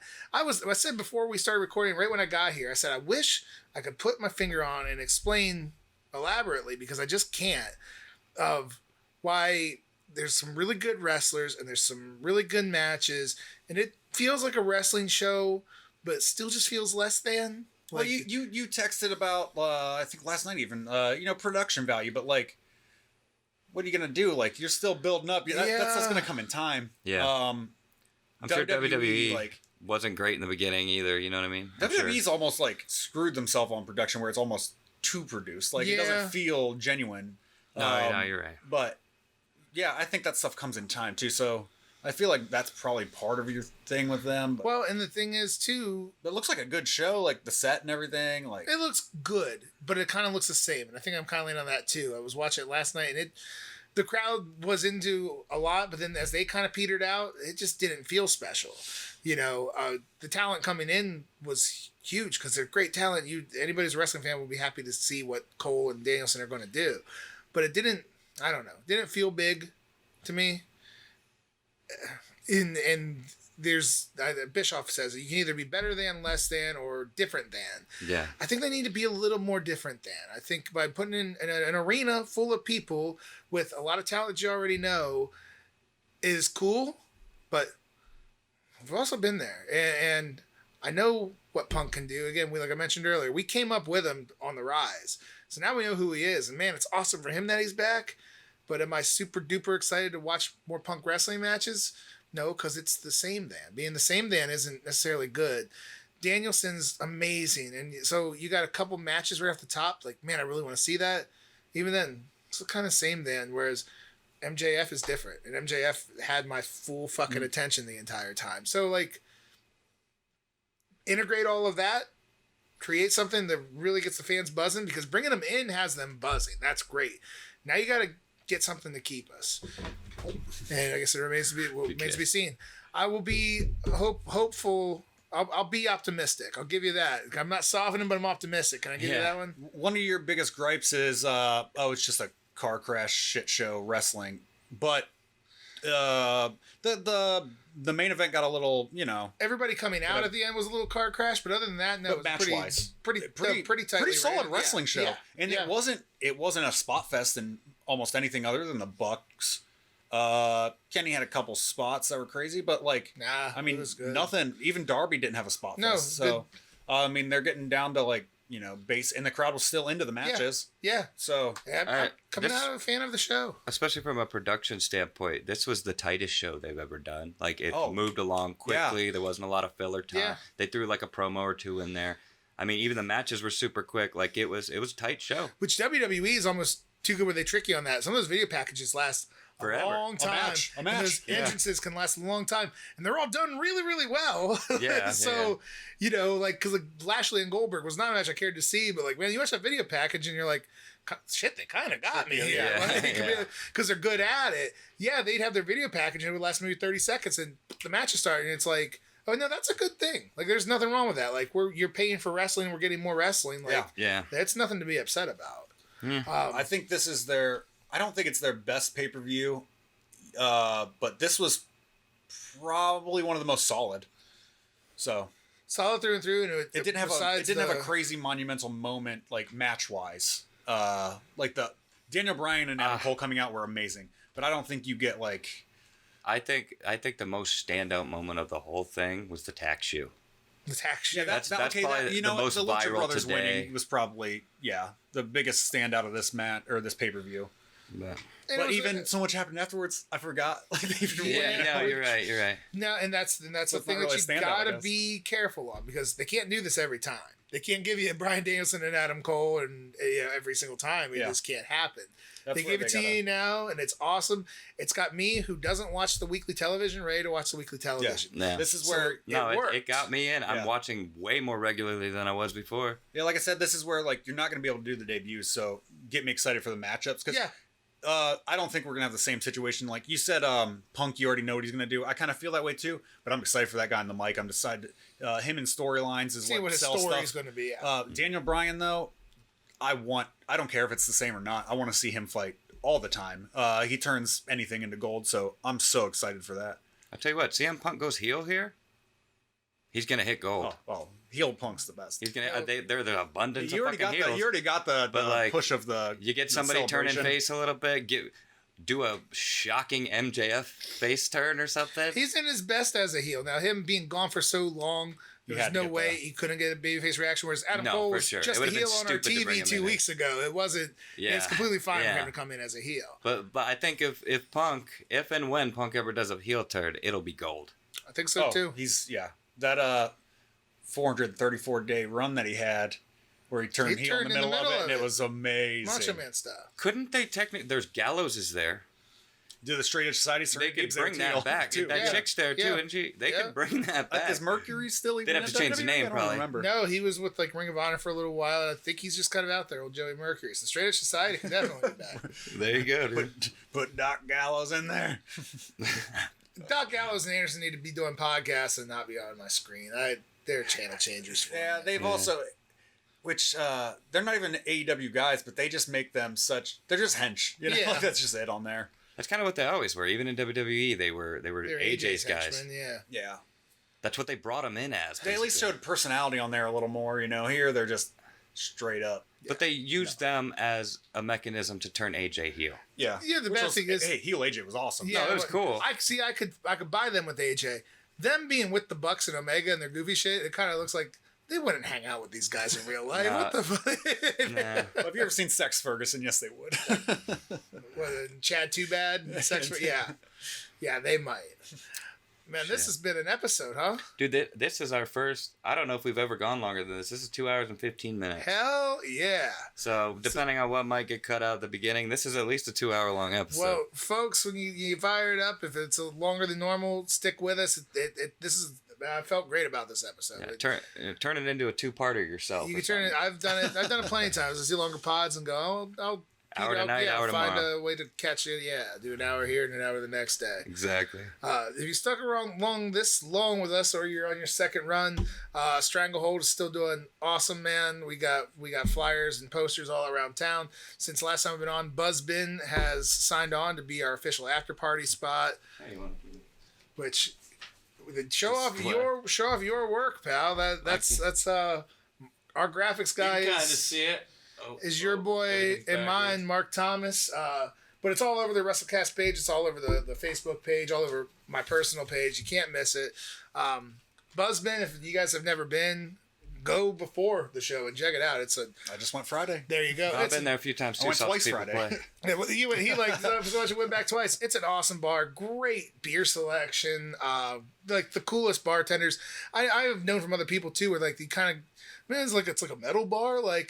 Yeah, I mean, there's probably gonna be a metal or a punk band playing. All kinds of different stuff. Yeah. But I saw a punk band doing like 80s covers that were like 80s radio hit covers. It was awesome. Yeah, they have all different kinds of music goes there. And so, I mean, there might be a loud band playing when you go in, but like the people, you have a much greater chance of somebody giving you a hard time in a Louisville fucking bar than you do at Buzzbin. Nobody's there to give you a hard time, man. No, I've never had trouble there. Enjoy a show, enjoy a beer, enjoy patio. Really nice patio set, which I mean, that's what we're hoping for. Is the weather's still going to be pretty nice by the 25th? They still got arcade games and shit too? No, they moved those out. They got there's a place next door now, isn't there?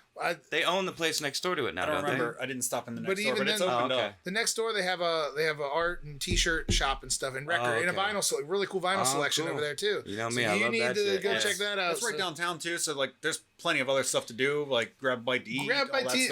Chris mentioned that he would get a couple food trucks out there for us, but even still, if you want I won't ever tell somebody not to go to George's and get a burger. Just had some chicken tenders there Friday too. I was everywhere.